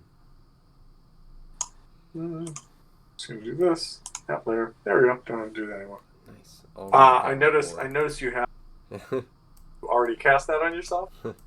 No, just saved. Soon enough. Soon enough. Everyone roll initiative. Okay. All right, let's put the aura on. Actually, you know what? I think I'm going to have everybody roll initiative right now. I was going to say, as I turn that corner, could I make a perception check as well? Absolutely. Roll a perception check. Open. Thanks a bunch. Rolling. Oh, that's a good one. So that's going to be 26. 26. You don't see anything, but you feel that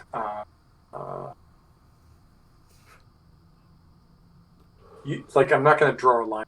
I have to go back and delete it. But you see the image that's right here, right? Like, you see this image, and you feel that around this image, there's almost like a coldness that's right there, and you don't know why. Like, it doesn't make sense because like the ground is green, like there's some dead spots and whatnot, but like everything guys seems something to be is cold. fucky. Fuckery afoot. It's called FAF. FAF. No, Fuckery afoot. It's over there. It was not on my foot. It is not my foot. Aura. Aura. Ahora. Initiatives? Yes, I need some initiative. So that's Hold on. we'll just do that. Yeah. What is bonus? Ooh, 24 for Tash the Sour. Okay. I can just wait until the thing comes up and do it myself. 24 for Tash. Alright. 13 for Reamer. 13 for Reamer. What's your dex modifier? Nope. Nope. What is your dex modifier? You should tell me. 0. It's None. it's a negative, or it's No, just 0. not? Oh, okay. It's All not. right.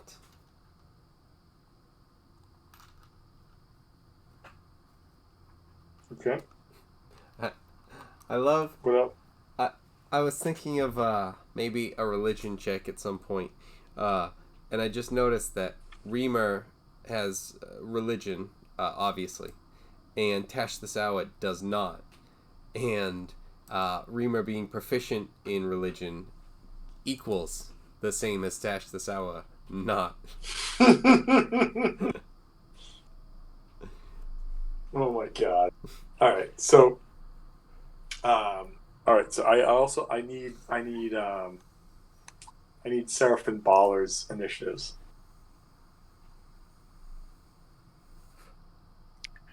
Okay.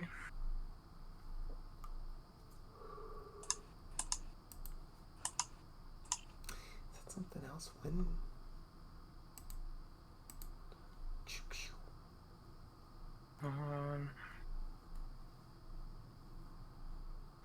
Huh. Baller has advantage on initiatives, and I rolled a 2 and a 2. So I'm glad I got that out of the way. That is 5. Okay. I am gonna be so ready, so ready when when you come to me. So ready. And Seraph got a 12, who also Okay. has advantage. Jeez. How does Dude, anyone have like advantage? part of me wants to laugh at you and say, like, my initiative rolls for Hal are like a +8, and I've rolled nothing above like a 3. The last like 8 initiatives we had to roll. God damn it! So I feel you. So, anyways, Tosh, you are up first. Alright, so he'll come up and ask what's going on. And Reamer will point out something weird about that area there. And so I'm trying to think if there's something that like I can do. Like, I'm thinking maybe, I don't know if it would be like I mean, he's not going to be the perception check. So it's going to be something where it's like, I don't know, religion or arcana. He's not proficient with either, so if that's, a problem, that's fine. All right, let's do this. Give me a perception check first. Okay. Yes, there is a goddamn match. It's my face.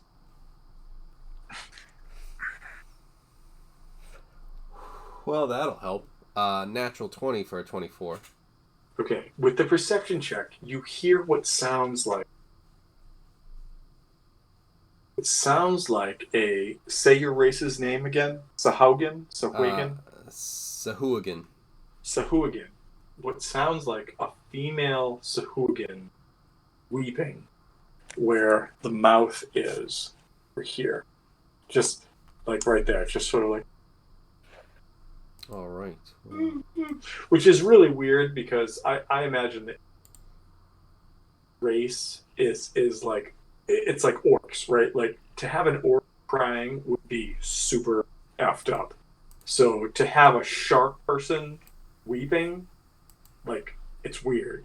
And as you get closer, you start to feel this sort of this malaise come over you. Like, it doesn't affect you at all. Like, you're not like, there's no status effect or anything, but you just feel this like sort of like sadness that hits you, and you're just like, fuck. And you can hear it, and it sounds like it's the center of this point right here. This carven stone structure on it. Do I see anything that would be causing that sound? You do not. Fuck. I think I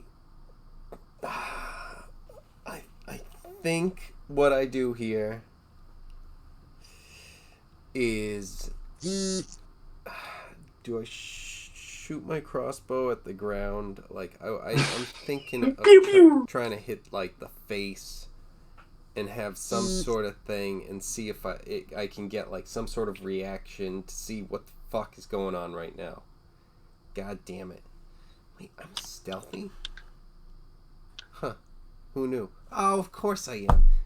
I'm You're a dexterous. ranged character, so Well, I'm so dexterous. It's like, yeah, of course. Throw that in there. Why not? Surprised. So yeah. I'm gonna shoot it like the nose area, so that it's not the mouth. Since that's where I heard the crying, even though I don't know what the hell's going on because nothing's producing it. So is that Okay. Is that something that I can pull Oh off? yeah, you can you pull out your crossbow, you aim, and you're like, "Patang!" and you fire. Roll to hit. I'll give you like a super easy. Just don't roll a 19. No, nope, Not wrong yet. way. 17. I rolled an natural 20. Blow Right. it up. All right, yeah. 30. No, five, you easily 6, 2. hit the area, and the crossbow, patang, and it buries itself into like dirt that has formed in like the nostril of that skull on the ground. Okay, good shot. So I've reloaded and went. You were supposed Nothing to- seemed to have occurred. Like nothing, Yeah. like shrieked in pain. Nothing did anything. I'm kind of waiting there with my crossbow and just going. You were supposed to have fucking done something. So, with that, I guess that's it.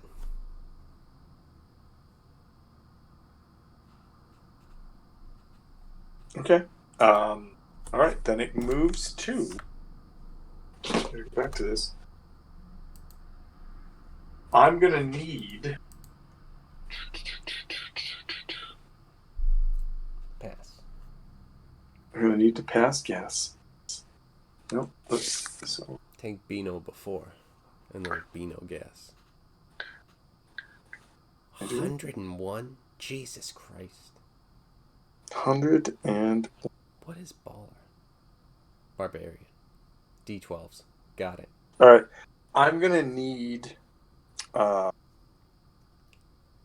gonna need Tosh to give me a Constitution saving throw.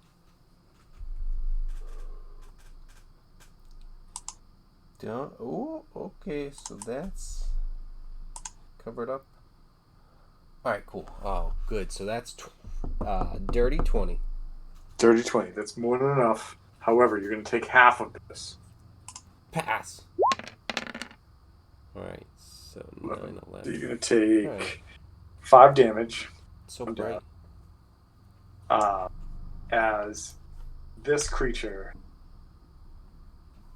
comes into view, and you see this sort of like real looking being with like wisps of smoke all around it, its hair kind of like pulling around it, and then all of a sudden like its hair kind of flattens against its being and starts to shimmer like scales, and you realize that you're looking at almost like serpentine creature with like hair over one eye or scales over one eye and the other eye blood red staring at you. It's like and its voice creates this like this damage that just sort of like vibrates around you. Unfortunately, you're like able to like strengthen yourself and sort of like and Could we get Shift Z on that? Yes. Although I will say that these things are not exactly what they look like, but Yeah, they are whatever. fun. Yeah, they are fun. It's more just what did Tom find? Come on. Oh, I'm on the right thing. Hold on. Nope. Sometimes you have to click away and click back to it to do it too. Come on. Like, What are we doing? resets it. Select mode. Oh, because I'm on.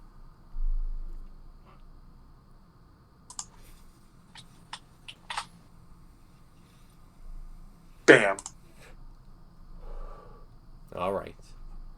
All right. And so like this creature like originally starts to look at these white hairs, like it almost like cements around it and turns into this more lizard-looking thing.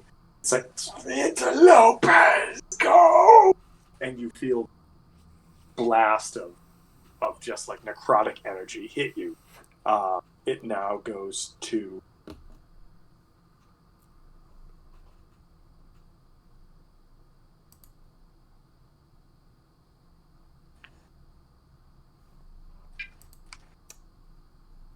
Hello. What? Yes, Reamer. Maybe. Oh, okay. I heard it goes to. Reamer. So, all right, cool. In that case, I will. There we go. Boof, boof, boof, boof, boof. I'm gonna go up, and I think we all know what time it is. All right, how far was that? I can get 2 squares. All right, cool. Frame of reference. Bam. 30 feet. Time for Attack of opportunity. No, all I'm the kidding. Guardians. And yeah, I don't think he has any bonus. Where we go? Actions, bonus actions. Nope. So yeah, we're good. Okay. All right. You go up. You cast it. Nothing. Like it doesn't provoke in any way. And then it's going to go to Seraph. Seraph, what are you doing?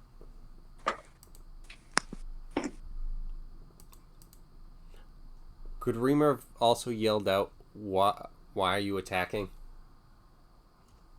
Absolutely, but like you yell out, "Why are you attacking?" And this like almost hissing voice is like, "Interlopers, leave! You do not belong in Shard," kind of thing. Okay.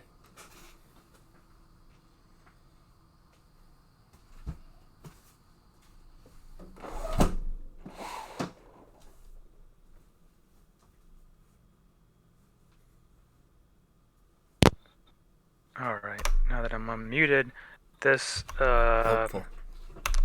this wall right here, right here, is it thick all the way through, or is it like 3/4 covered with like a window or something? Sorry. The wall that's right there is like a solid, so like you have to go around it, kind of thing. Okay. Does that make sense? Yeah, that makes sense. Okay.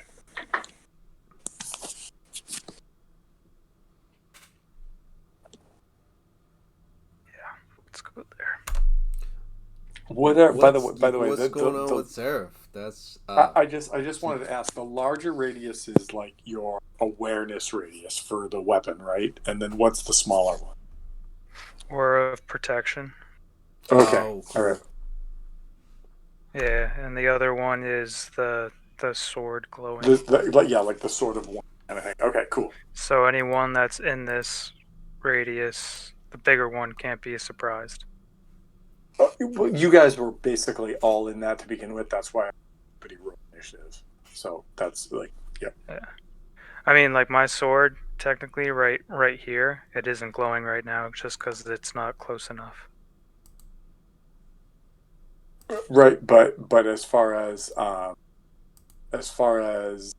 your two compatriots, wouldn't they, because they were within the radius before they left out, they'd be aware of danger, right? No, my sword doesn't even glow until it hits 30 feet. Oh, okay. All right. So, Well, these are, you know what, I think for now we'll say that these are like other things to think about, but that's why I had everybody roll initiative, because I was just like, let's not, I don't want to take it away if it's something your sword's going to take away. So we'll go with that. But anyways, and this is why for every other adventure no one will ever have a sword of warning. But for this adventure, you've got it. So what else do you want to do? You moved over there. What else do you want to do? I am... I guess I will cast Ray of Frost, because it has presented itself as hostile, so...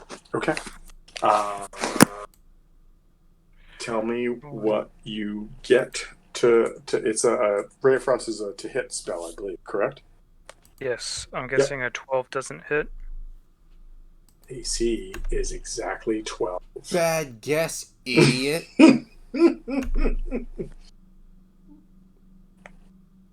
And that is 7 points of cold damage. Okay, I just want to make sure, do they have... She just eats it. Actually, they are immune to cold damage, Yep. and it takes no damage. Eats it. Boom. Ow. Well, you were like, eats Nothing. it. No, they have resistance.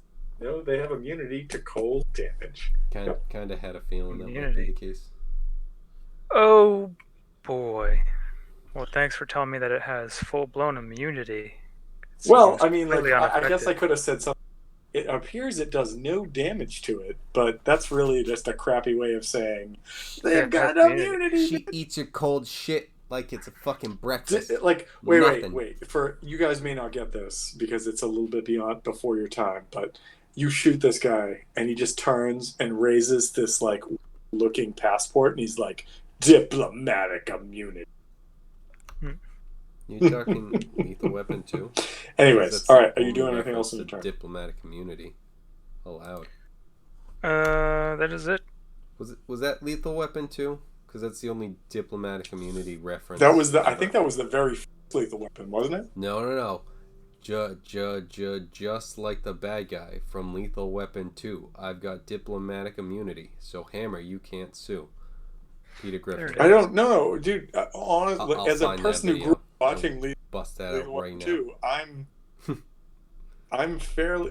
Oh man, maybe you're right. Maybe you are right. Shit, I don't know. I thought I was Lethal Weapon, but whatever. All right.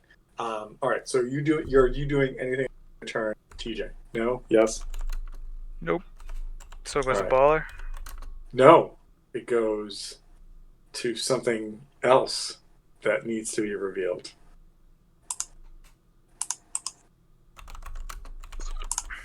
Another creature that is over here, and it goes.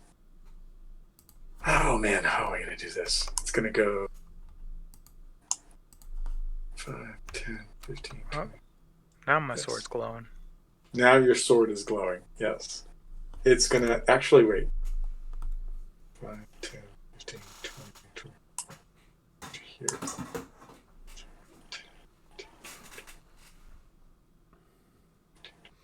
Okay. I'm going to need Tosh, need Seraph, and I'm going to Reamer to give me Constitution saving throws as this horrid sound into your ears. I do not believe that Tosh made it. He's got a 10. Reamer has a 17. Okay. And by the way, Reamer, I assume that you did, but you took damage. Did you roll Constitution saving throws to maintain your Spirit Guardians? I only just took damage now. No, when this guy showed up, he did something, and you took half damage on it. Oh, you only asked for Tash to give you that one. Oh, because you ran in there. Oh, you're right. Yeah, I'm sorry. I was You're further right. away. You're right. Okay. Yep. Never mind. Sorry. I didn't even okay. have it up at that point. That's right. You came in and then cast it. So yeah, never mind. Okay. And so all right. So Tosh failed. Reamer, you passed. Nice. Right.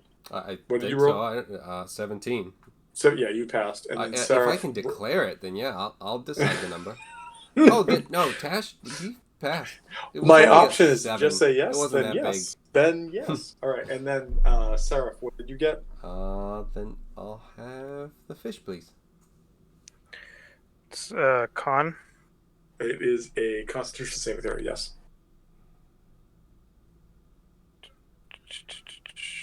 19.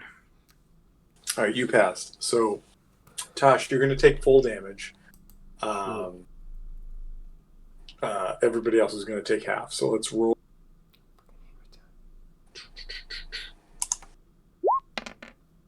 Nice. Crappy roll. All right, so 6 points of damage. Everybody else takes 3. Reamer, roll. Unless you roll like what 2 ones, you're obviously going to maintain your shit. Right. So no problems there.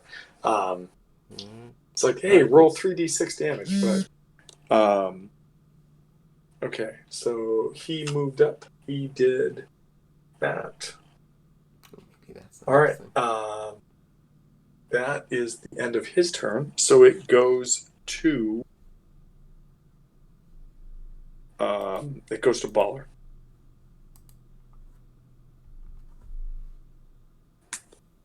What's that new one?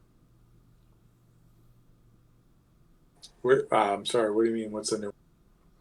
What's the Shift Z on that one? Oh, I'm sorry. Let me do that. Oh, I just got that.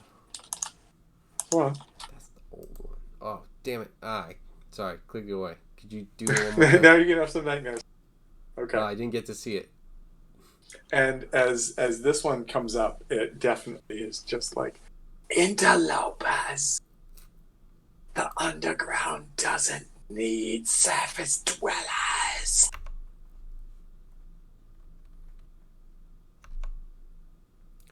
What? Says Tash. Baller, it's your turn.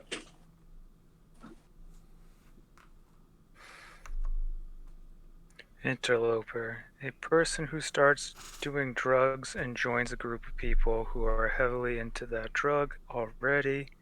Then after a short while, why did I say that? leaves the group because they can't keep up with the group's high level of party.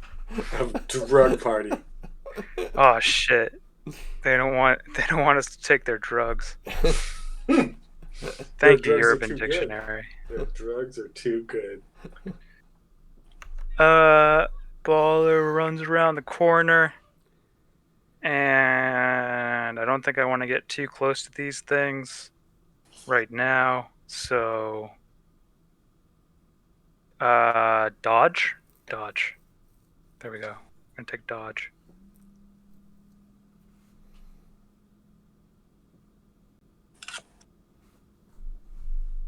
Okay. That was Baller. It goes back to Tosh. Back to the top of the order. What do you do?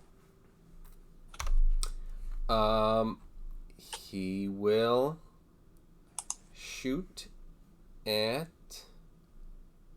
this one.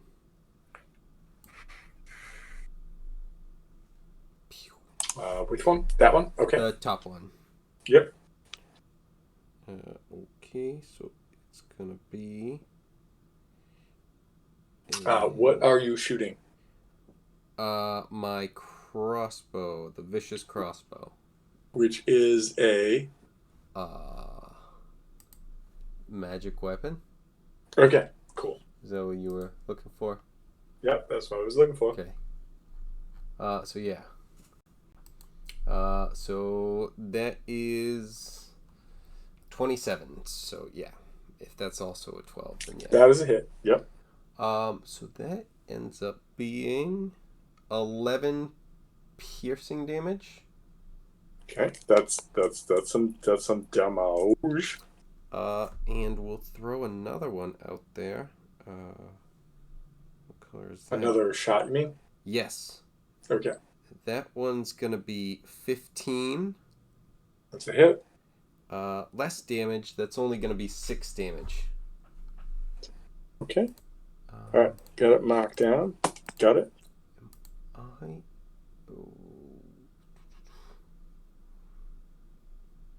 And currently, I think. Oh man, you know what I was supposed to be doing? I was supposed to be doing the fucking great weapon fighting, but long range one. Whoops. Sharpshooter. Yep. Oh well. Yeah. When you realize something has an AC of 12, I mean, there's no sense not doing that. Generally, it's something where it's like, yeah, do it, but also, yeah, then too. So actually, I think it's a good thing I didn't, because on the second one, because I would have missed. So, because that would have been only a 6 + 5. So, yeah. So that'll be it. Okay. That was Tosh. It goes to the creature that goes before Reamer. So, which is this one right here. It is in that space. So the first thing I need to do is roll a Wisdom. What is this? Dex save? Wisdom save. I remembered, and I'm gonna go to it.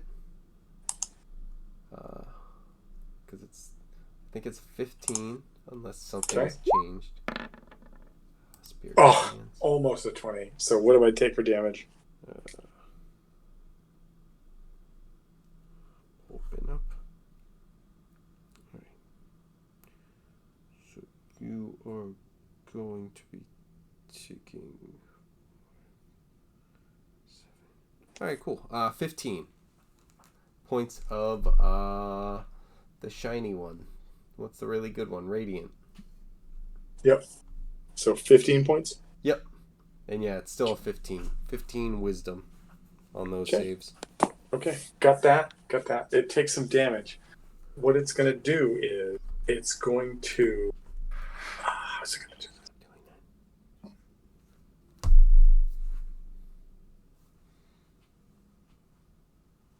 this? Yeah, it's going to go right up here. It went around you to not provoke. And then... Yep. I'm going to need everybody to give me... So everybody except Tosh to give me a wisdom saving throw.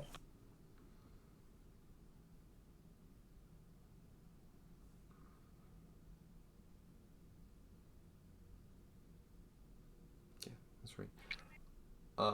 23. For Reamer? Yes. Okay, Reamer saves. Cool. 22 for Saves. Seraph.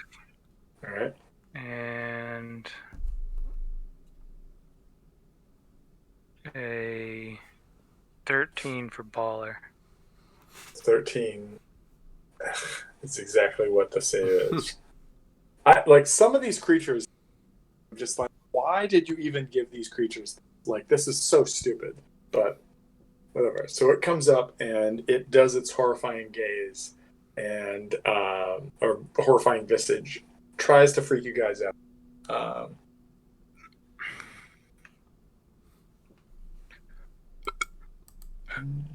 Good, because I was worried about the homophobia of the other move. Yep. And so that, I'm going to say that's the end of that one's turn. So then it goes to Reamer. Reamer, what are you doing? I am moving to right. Let's see.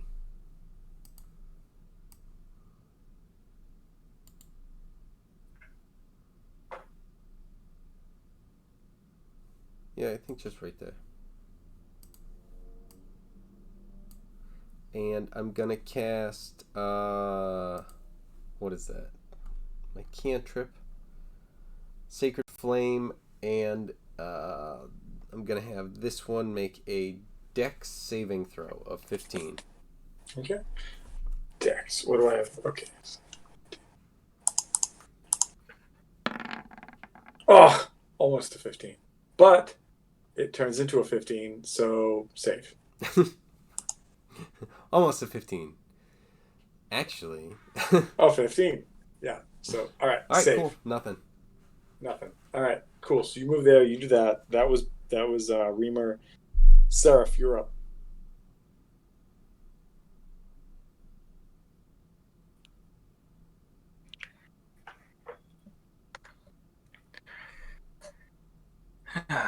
Okay.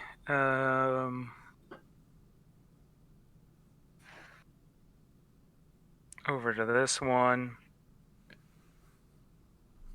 Let's see. What do my spells look like?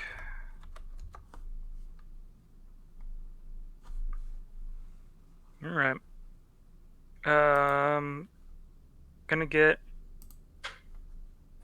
It's gonna get smite. All right, Roll a let's see. 1. Roll a 1. Roll a 1. Feel the smitenedness-ism. That's a hit. Plus 6. That's a 19. That's definitely a hit. So, gonna do a second level smite. And by any chance, is this thing undead? It is definitely undead. It is undead, so that means there's an extra die. I had a feeling. Extra. I had a feeling you smite weren't it. asking to reduce the die.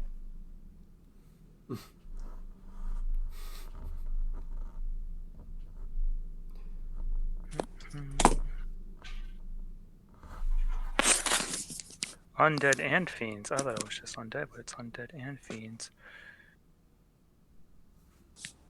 Well, good thing it's undead then.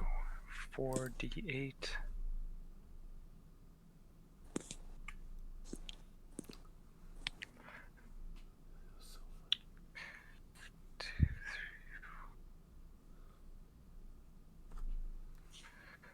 Alright, plus 5. Is it important to distinguish the radiant damage and the magical slashing damage?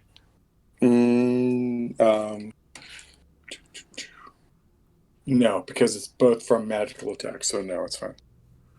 Just give me the everything that's in there. Altogether, that is. Wait a second. 1, 2. That is 32 points of damage. Holy poop. Okay, so let me do some quick math. Okay, so that guy is, or that female, I should say, is not looking good. So I'll go boop, boop, boop. Neat. So She screams and just goes like, what languages do you speak? Seraph speaks Abyssal, Celestial, Infernal, Common. In Celestial, she says, Leoxed will claim all of you. And goes to reach out to you, and obviously can't because it's not her turn, but you just see her hand, this clawed lizard hand reaching out towards your chest. Finish your turn.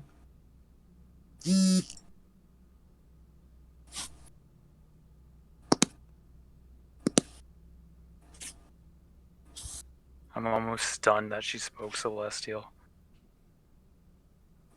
So stunned that you punch yourself in the face with your second attack? I mean, It's yes, an but no. fucking attack. I just take a moment to say she's speaking the language of the gods. I want to role play this, but I don't want to roll. Uh-oh. Seraph's hair is about to become golden. Most likely. You've that's not a 20. Inherited Elzarin's abilities. With the comb. Seraphabo. Exactly.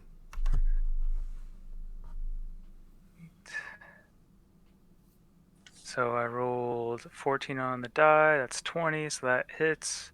Gotta add a level 1 smite to that. Gotta. Don't forget if you haven't finished using up your 3, you also have Daryl plus 1d4s as well. I mean, can I throw that in on the smite too? I don't see why you couldn't. I mean, it's literally Daryl said anytime you hit on an attack, you can use one of these before you take a long rest. Cool, double smite. Awesome. So that with Daryl's smite, it's 25 more points of damage. All right, and with that, you bring your weapon down, and how do you disappropriate this spirit?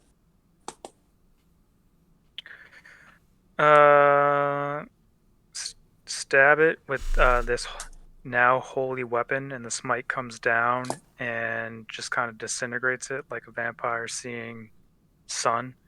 So full on blade just ashing it out right now. Yeah, do a little prayer for it, saying that I hope that it can change in the afterlife or something. And Daryl, but bye. Be cleansed. Yeah, be cleansed by Daryl's light. Okay. And and this thing goes away. Yeah, turn my attention to that thing, and then that's it. That's all I can do. As that happens, the other creature that was here betwixt you erupts in this raucous, just I need everybody is within earshot. I think the only person who is not is Tosh, thanks to the wall blocking some sound. I need everybody to give me a con save.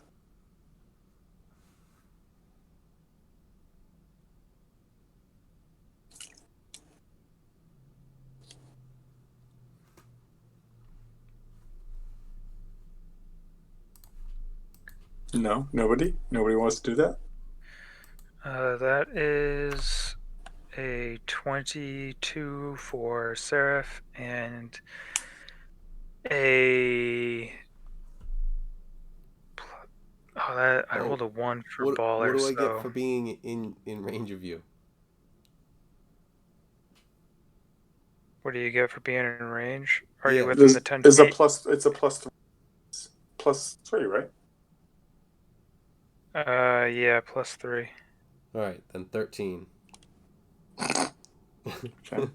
Baller got a 9, which is the lowest he could roll. Okay. All of you,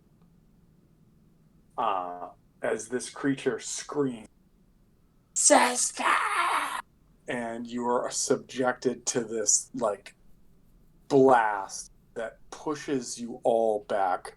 The only person who's in danger of taking some additional damage from this is Baller, as he may hit the wall behind him.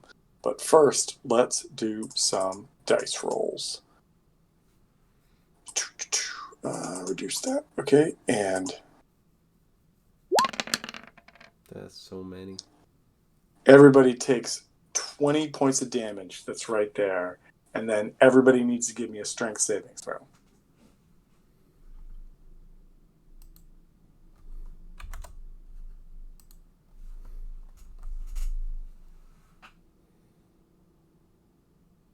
Shit. 19. Cool. Yeah, 2.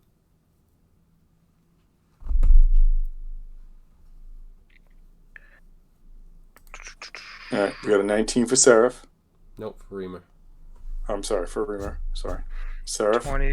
25 for Seraph. Do not accept it. And 19 for Baller. All right. So all of you are capable of like physically dealing with this like psychic blast that just is like as it lashes out. And then this creature is just like, "My sister will not go unknown to Lagozad's domain." And it runs up and it's going to try to take 2 slashes at Reamer. And let's get rid of that. We're going to do... No, let's just do 1 and we'll do it multiple times. And so it is a... Then a...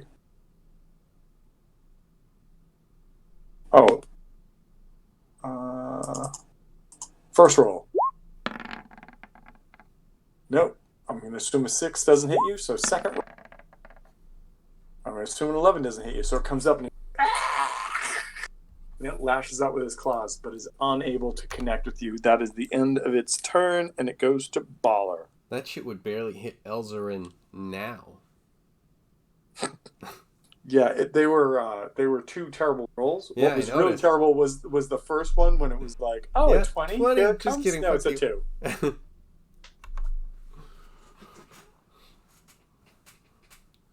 Whose turn is it? It's Baller's turn. Cool. Run right over. I believe you have the classic Advantaggio. It's Italian. Oh yeah. It means salami. I rolled really low, but that's still a hit because my total's +9. So I rolled a 2. +9 is 11. Yeah, but I rolled a 3. So yeah. Yeah, I rolled a 3 and a 5, so both would have hit. So both, but hit, still, so... advantage is nice.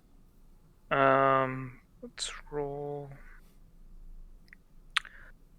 Shit. Got him.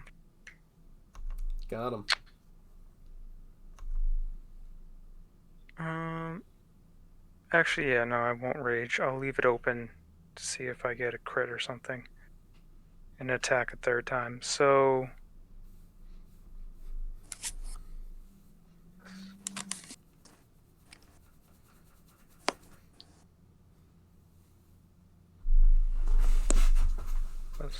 Alright, that's 12 points of damage.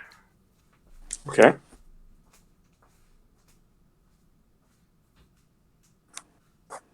Alright, second attack.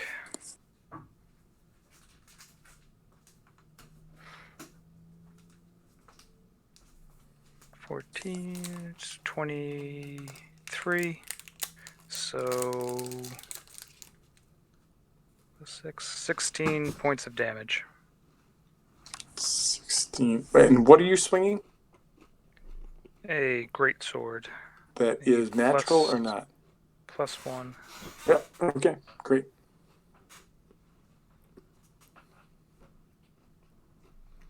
Okay. And so this particular Antitato looks really beat up, though.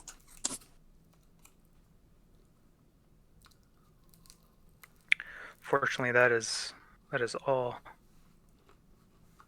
Probably would have killed it if I raged, but I'm sad about Elzarin, so couldn't get angry enough.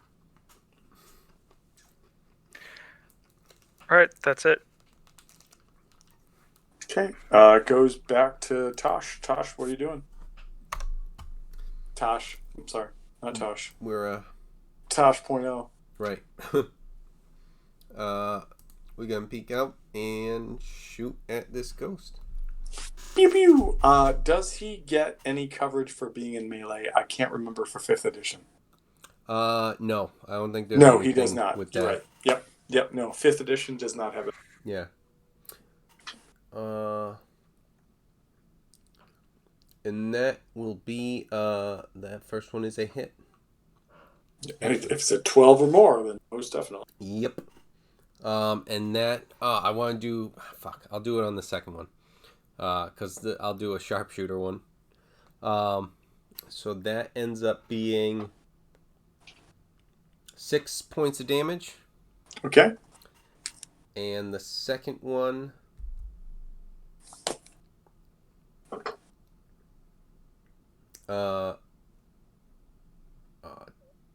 Damn.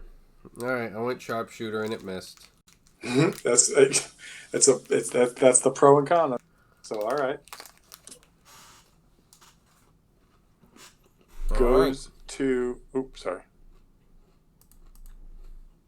Did something happen? What happened? What? Oh, I thought you said as in like you had figured something else out. No. Oh, all right, cool.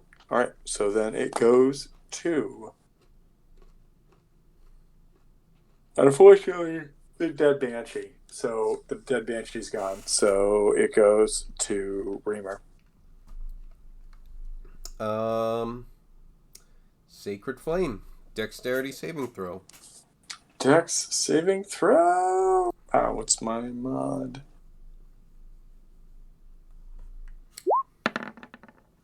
Oh, boom, that doesn't make it. So that's going to be that, and where's the other one? Oh, 8 points of radiant damage. It had 9 points of life. Like, so it's still there. It's still fucking there. But unfortunately, Seraph gets to go before I can do anything. So, Seraph, what do you want to do? Kill it. Oh, if you, I want to kill it. you could I just stand there I and let want it you to- die. What I really want to do is have Seraph run up, miss, and hit somebody else. But like, go ahead. What do you want to do? Well, at the beginning of your turn, you die. No, I know. I'm fully aware. I'm just saying, I'd love to have Seraph just swing a mace and just hit somebody else in the face with it. But we don't have natural 1 blunders, so I know. But, like, let me dream. Let me dream. Alright, Okay, go back roll to the sleep. 17 on the die. So that hits, and That is 11 points of damage. That is more than enough. So, as you you have a longsword. You have a longsword, right? Or a greatsword? Yes. What is it? Longsword, greatsword, Longsword. Seraph longsword. does? Yeah, right. Seraph The one I made. Seraph comes across and just like rips through this incorporeal being, and it is gone. And as it falls down to the ground, like sort of evaporating blade vampire style, this old tattered letter hits the ground right there.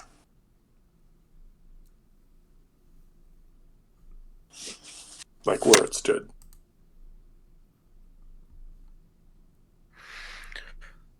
Well, I understood it was speaking Celestial, so I might know what language this is written in. It's probably just, if it's not written in Common, I'll pick it up. Seraph will pick it up. And so you pick it up, and at first you look at it. Actually, give me an intelligence roll.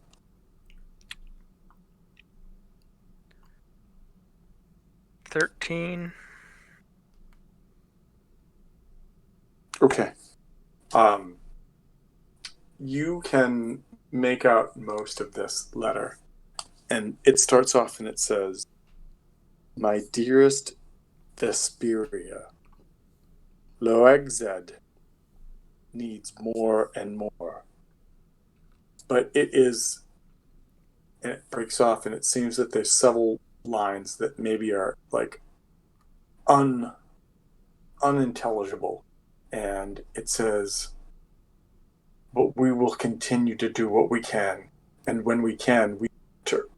And then it breaks off again, and it goes, "Your beloved Z," and then that's the end of it.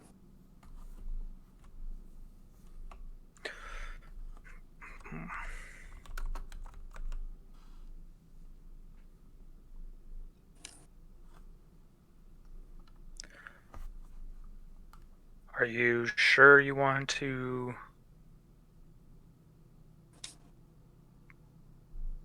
Is this where we're not going to bury or cremate Elzer in here, right? Well, that was the new thought, is then we use that and Daryl's power to cleanse this area and start getting a new temple here. A new holy site. Yeah, That'd exactly. be cool. Hoping. Give Seraph and Reamer, give me a check. A what? A religion check.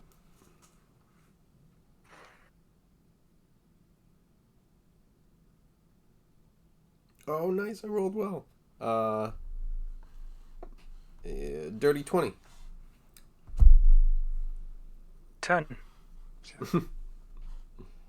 Both of you, DC 10, feel that like whatever sort of negative energy was here, when you took those two spirits, are not here anymore. So this might be a decent place to try to start the Church of Daryl.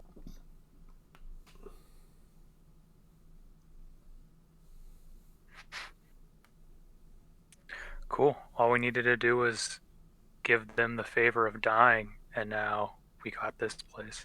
That's pretty dope. Easy. Who is Welcome, dead spirits. actually? You know what? Do me a favor and give me a. What is the religion based check? Is it wisdom? Is it intelligence? Intelligence. Intelligence. All right. So I want I was like, both. it would be probably religion.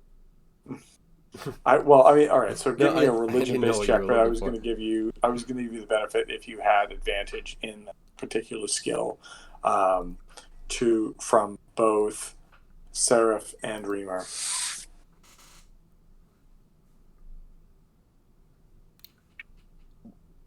What are we doing? What?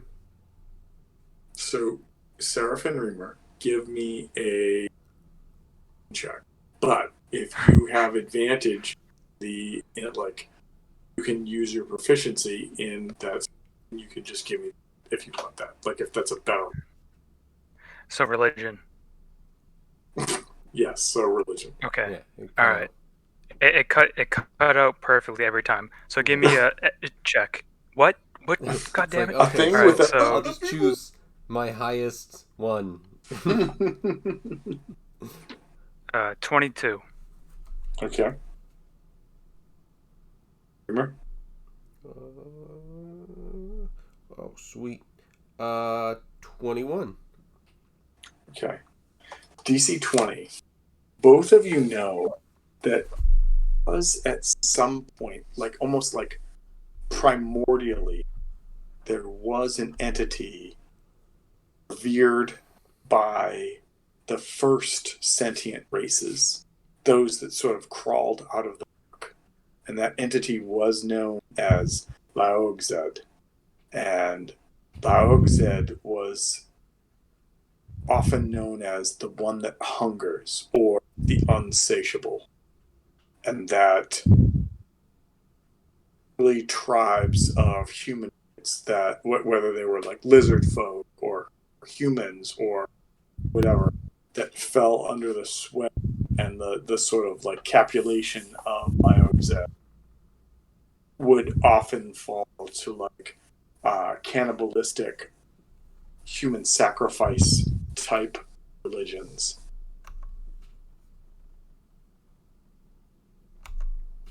Yeah, it's time to get rid of that one.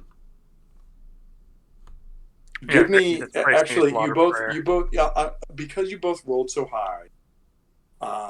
Give me like this is something that is in other game systems. Do me a favor, and both of you roll just a d20. Just roll a d20 and tell me what you get.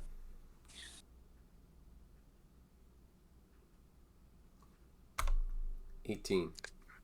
6. All right. With an 18,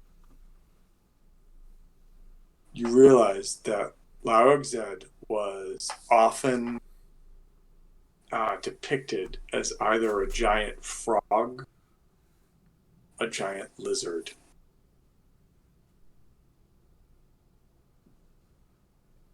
Oh, so we're definitely fucking destroying all remnants of this fucking asshole's fucking thing on this area. Fuck this guy. What's funny is I feel that I remember during a certain other adventure when Kevin's character said the exact same thing about another tyrant lord of sorts. But anyways, And that guy died. that guy did die. And I actually thought that was a really cool final battle. It's some cool shit that happened. But anyways, so yeah, so you're starting to put some pieces together. You're starting to see some things. You've got this letter. You've got this thing. It is about 11:30 right now, so I think that what we should do is probably call this for tonight.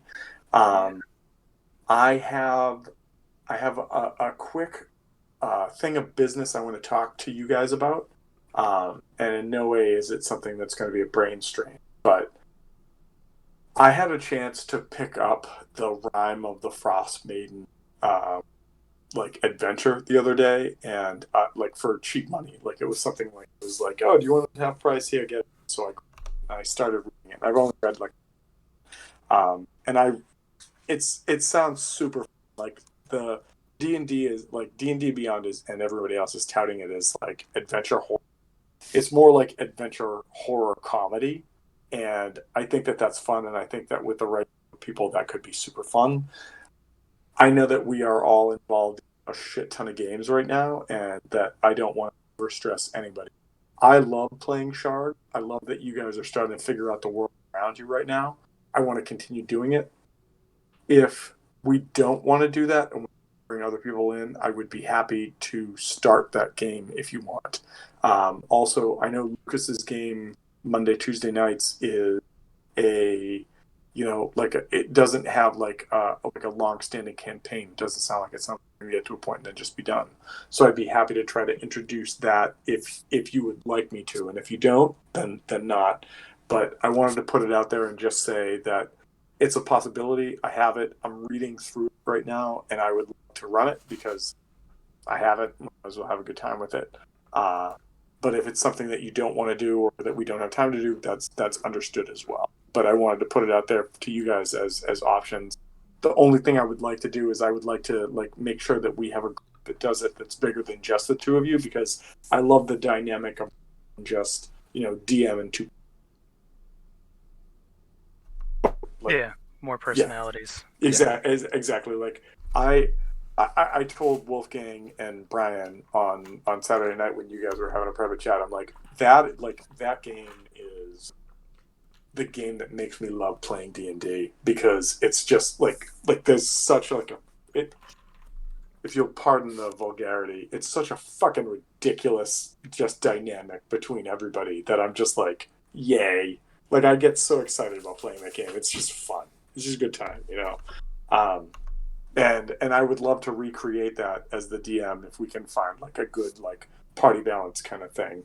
And if not, then not. It is what it is. Like, whatever. But so that was one thing. And then the other thing is I have a recommendation for this week that if nobody else has one, so be it. But I definitely want to put this one out there. If you haven't watched it, the Netflix sort of documentary / like 5 or 6 episodes called High Score, check it out. It's all about the beginnings of the video game industry building up to now, and the coolest part is it's like all shit that I remember growing up. Like, I remember when Street Fighter came out and it was the new thing to go back to the arcades and play it. Or I remember when the Super Nintendo came out, or when Sega came out, it made the first the N8-bit, the Nintendo 8-bit look like crap. And it's just a really cool show, and they do a lot of 8-bit graphics to describe business meetings that happen to make all of this stuff happen. And it's really cool. So if you haven't checked it out, check it out, because it'll give you an insight on history. And if you have any memory of Nintendo, Sega, N64 kind of thing, it's just awesome. All right, I'll have to check that out then. All right. Anybody else? Recommendations? If not, whatever. I'll go with a kind of a cheating one. Samurai Jack. It's not cheating. It's cool. If you think for a minute, Kevin, that I haven't thought about creating a Tabaxi Archer that is one of the 3 assassins that try to take him out in one of those episodes, you'd be wrong. You would be 100% wrong. Oh, absolutely. I just finally got to finish it, and it was just yeah. Did you watch the most recent thing that they did too? No, what was that? The one that I'm trying not to ruin it, but yeah. I don't know if it was 2 years ago or a year ago. I can't honestly at this point I don't even know what time is anymore. But they did a revamp of it, and it was a 6 or an 8-part miniseries where Samurai Jack kind of they take it from the end of the series where it ended. Oh, so because yeah, it didn't the last season. Yeah, the last season that was a year ago or 2 years ago. That was the thing that I hadn't seen so far. Okay, all right, cool. I was I don't want to talk about that if you haven't seen it. So in the whole finale and everything. Yeah, there were a few parts about it that I was kind of I don't know if I love this, but I did enjoy watching it. And I would 100% recommend to anybody who hasn't seen it, watch it too. Yeah. There was a lot to it where I was just I was very satisfied. One of my favorite things was how the Scotsman died. It was just that's exactly right. It works. That was that. If there's any way that you had to think about how he would die, it's bingo. By attacking and insulting Aku, to his face. Yeah, yeah.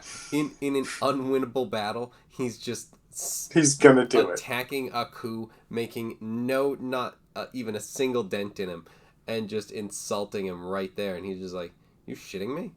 Yeah, that's exactly how that would Dude, go. it's straight up Baruch, not Farouk.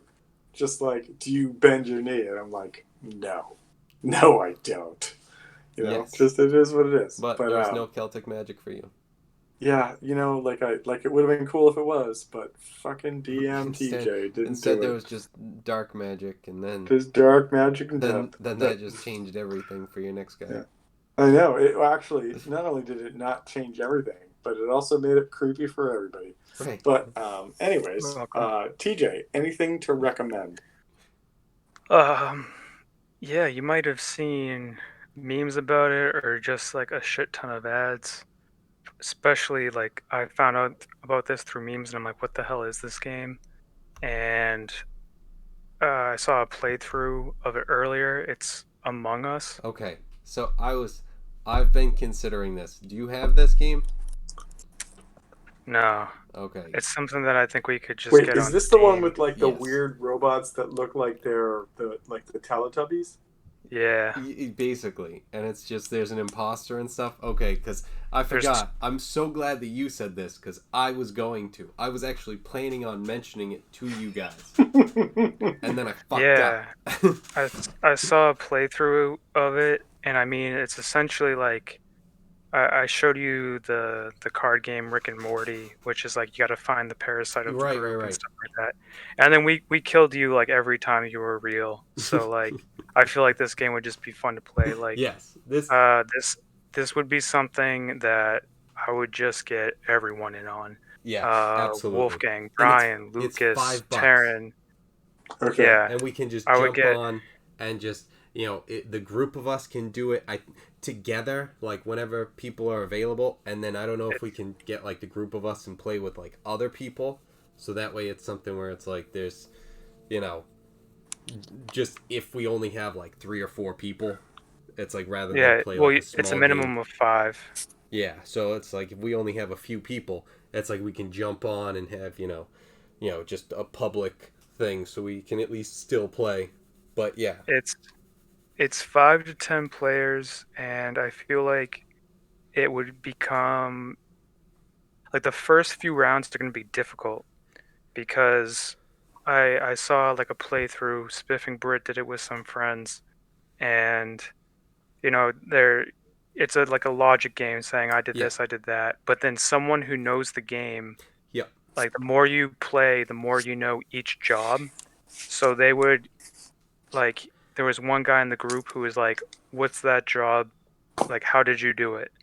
And he would try to like figure out people like that way. Like, Yeah. what's the job you did? And then the imposter has a fake job, but if you say something that's the same as like someone else, you're revealing like, oh, you narrow it down to these people. So sometimes there's a minimum of 1 imposter, and there's at least at least 1, and there can be 2 if you have like a big party. Yeah. So it's fun, it seems. Yeah. Right. Like I'm so excited about it, and I'm like, yeah, I know it is fun. Wait, shit, I haven't played it ever. There will be yelling. So Yeah. just And it's funny because I've played games like this that are like deduction games, like online and stuff, like StarCraft, StarCraft and like Warcraft 3 had like custom games, and so it was just like games like this where there were different jobs and everything, and they already said because of the success of Among Us, they canceled Among Us 2.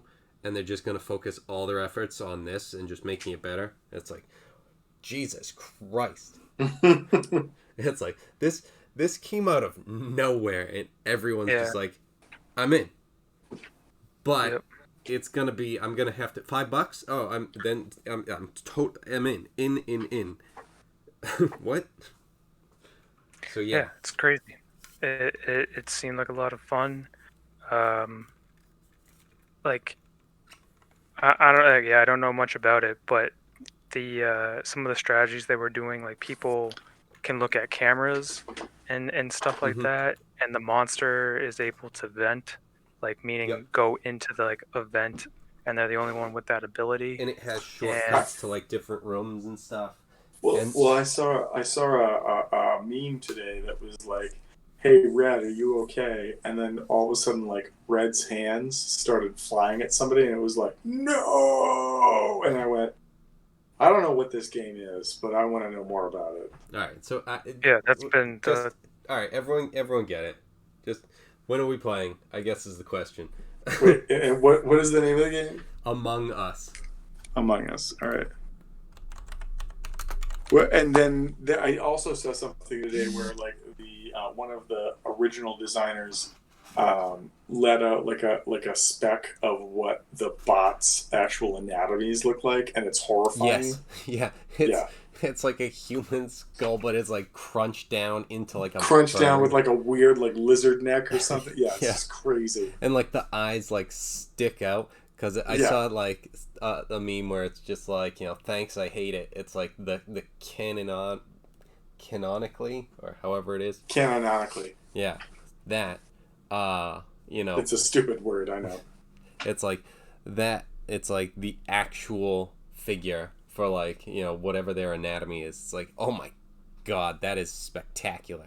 It's like everything about this game seems like just ridiculous, and it's like there's nothing to it. It's not. Oh, It's, I have to go back, and I'm not revoking anything I've said, but I just want to say that I did eventually purchase Subnautica, and I've been like I play it, but it's one of those games where like I need more time, and I just don't Yeah. have fucking time. yeah. But when you play it, it's like it's almost meditative, you know, like you dive down, and as long as you have yeah, well, no, and like you have air, and like you're like, oh, I'll grab this and I'll grab this, and all of a sudden it's like beep beep beep beep beep, beep. And you're like, oh, you're back to the surface, and I'm gonna do this, and then like, which is great, and then 20 minutes into playing, it's nighttime, and the world just takes on this super dark and creepy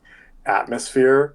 You're still diving in the same place, you're still trying to grab the same stuff, and you're just sort of like, I just don't feel safe. I don't feel safe. And then all of a sudden something is just like, and you're dead. And you're like, fucking shit. And you're like, so it's like, it's like, it's a weird game. Like I still say thumbs up. Whoever designed this game, great job. But it's not a game where you're just like, oh, let's just chill out and be like, no. Yeah, do that during the daylight hours. And otherwise, no, you're going to die. That's what's going to happen.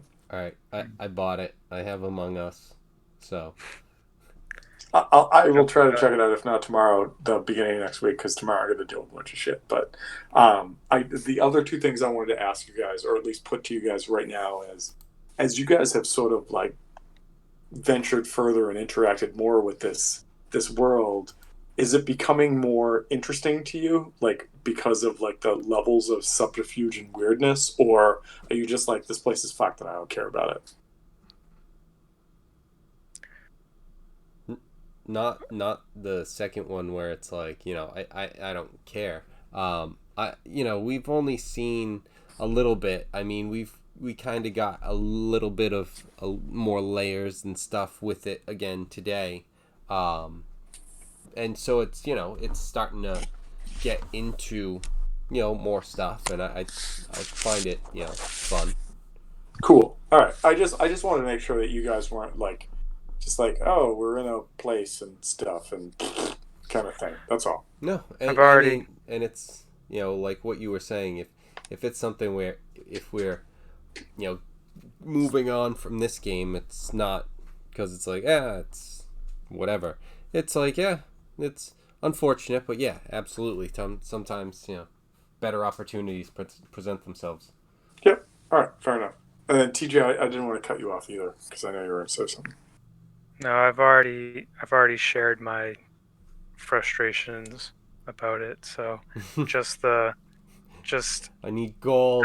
well, it just makes, there's a reason why we have some kind of form of currency, and I know that this is supposed to add another obstacle, but it's not an obstacle that I enjoy personally because I feel like the solution is, you know, even if it's not gold, just something else like bottle caps or yeah, just anything like just because here's I know that if we ever move on, like I feel like we're just settled in this town and we're gonna stay in this town, and I feel like it's gonna be more and more difficult to get items, and the items that we get are just um I don't know how to explain it. It's just like things are handed to us and that we're doing less bartering and Okay. we don't have much to barter with. I mean, we didn't go to the fish place yet, so we'll have like some fish food until whenever.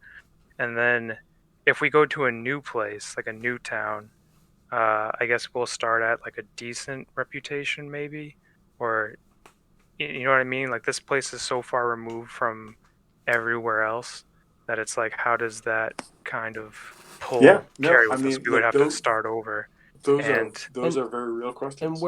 word will have to like travel too, because it's not just going to be something where it's like, oh, all the other towns know, even if it's something where it's like they were kind of tied in, like we just got there yesterday and did something. It's like, oh yeah, cool, but it's not like, and now at least the neighboring towns know of us. what do you mean? Like in this era, like in terms of what we've done so far, like we saved some people like on the beach and stuff, um, and we just So yeah, I mean, like you recently went into the swamps, and effectively, whatever put a froghemoth there, you ended that, right? Like you saw it and you were just like, nope, we're not doing this anymore, and you took that out, so it's not a thing anymore. yeah. Right. I Uh, understand what we've accomplished. It just but just what I was saying I is like, if there were towns that were like further away, we've only been here well, for like there's a day and a half or when whatever we the. talked with the captain, there was only one. There was only one town that they do trade with, and it's all the way across the sea, Yeah. Well, and no, it no. was So miles and miles away. I will say this. So it is that was the town he was aware of. It doesn't mean it's the only one. And the other thing to think about, and I'm not trying to be like the beacon of hope at the end of like like the Stephen King novel Mist or anything, but the other thing to consider is that you guys have only really tackled one of the things that have been presented to you as far as obstacles or things for you to have at, which means that you're really only sort of like, cracking the egg as of stuff to be exposed to, you Well, know, I mean, I feel like we could argue that now we're down 2. down to, oh yeah. Okay. No, fair enough. Fair enough. You know what? Yes. I And mean, maybe I maybe would, not in his eyes, commander or captain or whatever, but like it's off well, the list. no, Even if he's just like, okay, I would literally say that if you had handled this as you have, absolutely. And I would also say that like if you guys wanted to go to like Lyle's retreat in response to this, or maybe after the funerary rites that you're planning on doing for Elzarin, this is absolutely a great time to have like a bonus from me to try to like gain points and maybe get more like renown or whatever, at least in Port Tusk.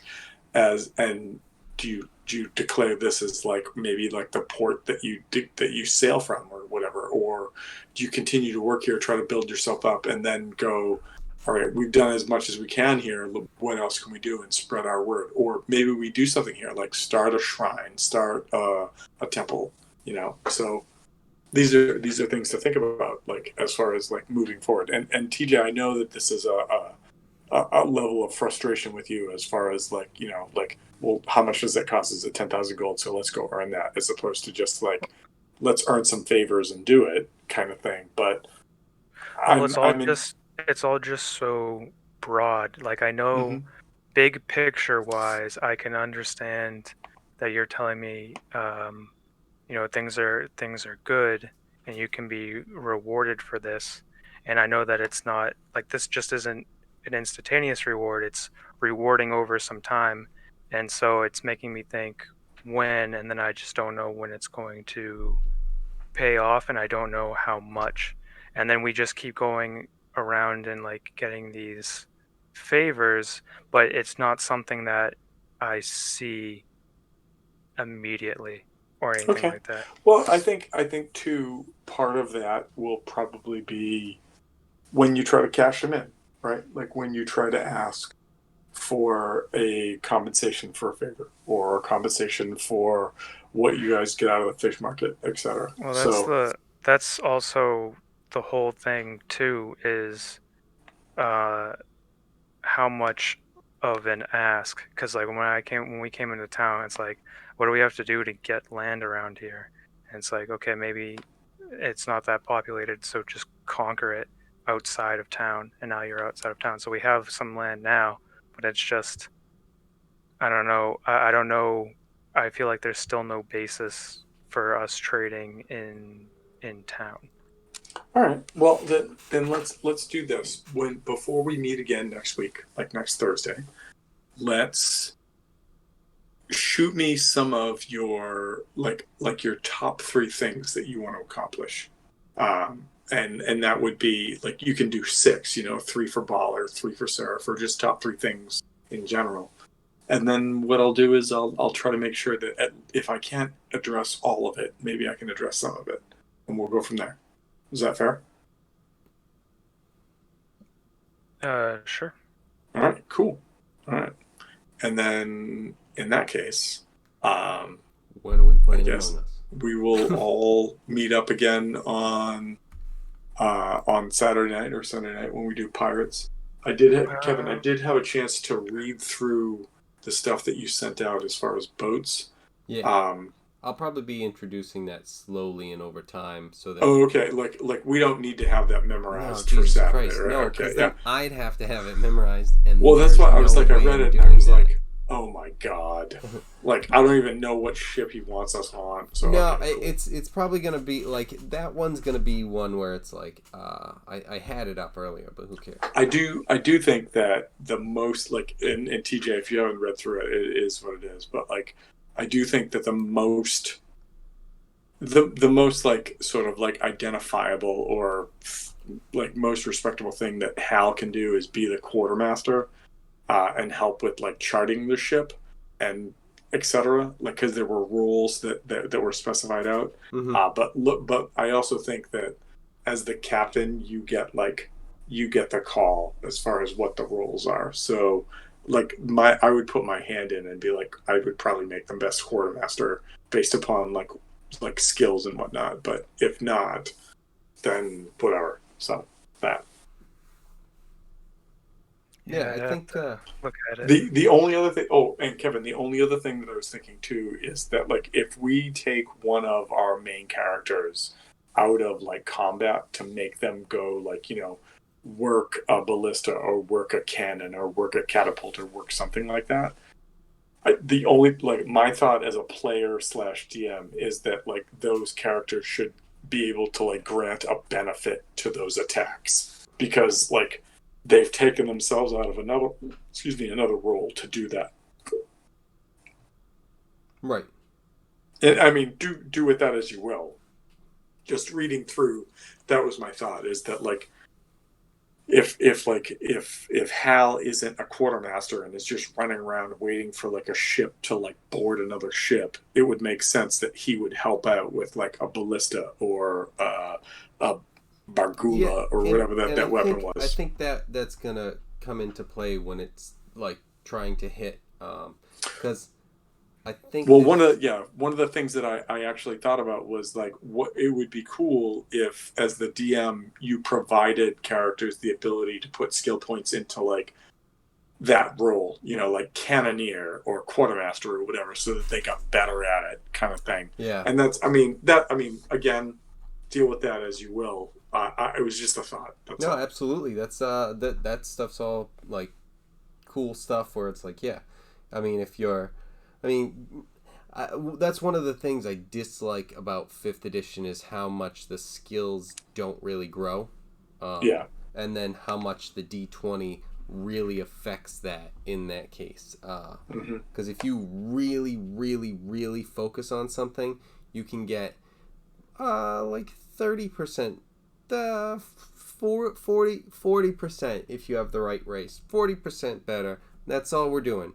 40% better than someone who's just like, yeah, I like didn't try that ever in my life, but I guess I'm just gonna be better. I'll give it a shot. Yeah. There's a 40% chance you're better than me, but I will definitely take that risk, seeing as how you're the idiot that trained your entire fucking life to do this, and I'm picking this up for the first time. Yeah. So, but yeah. All right. So good stuff. Well, good stuff. I think I need to do Sunday. I don't think I can do Saturday. Okay. All right. Well, send that to just send that as a message. Yeah. If it works, yeah. That's true. I mean, I'm going to be out of the house on Saturday, so when I'm out of the house on Saturday, I can. Oh. But as long as I'm in my house, it just doesn't at fucking the last do shit. second. Oh, hey guys, are you planning on playing tonight? Because I told some of you that I wasn't gonna be, but also right now I'm not there, so I can send this to you. So that's why I'm just letting you guys know now. Fair. And All right. Cool. All right. Well. All right, guys. We'll talk to everybody later. All right. Cool. Later. Later, guys. Later.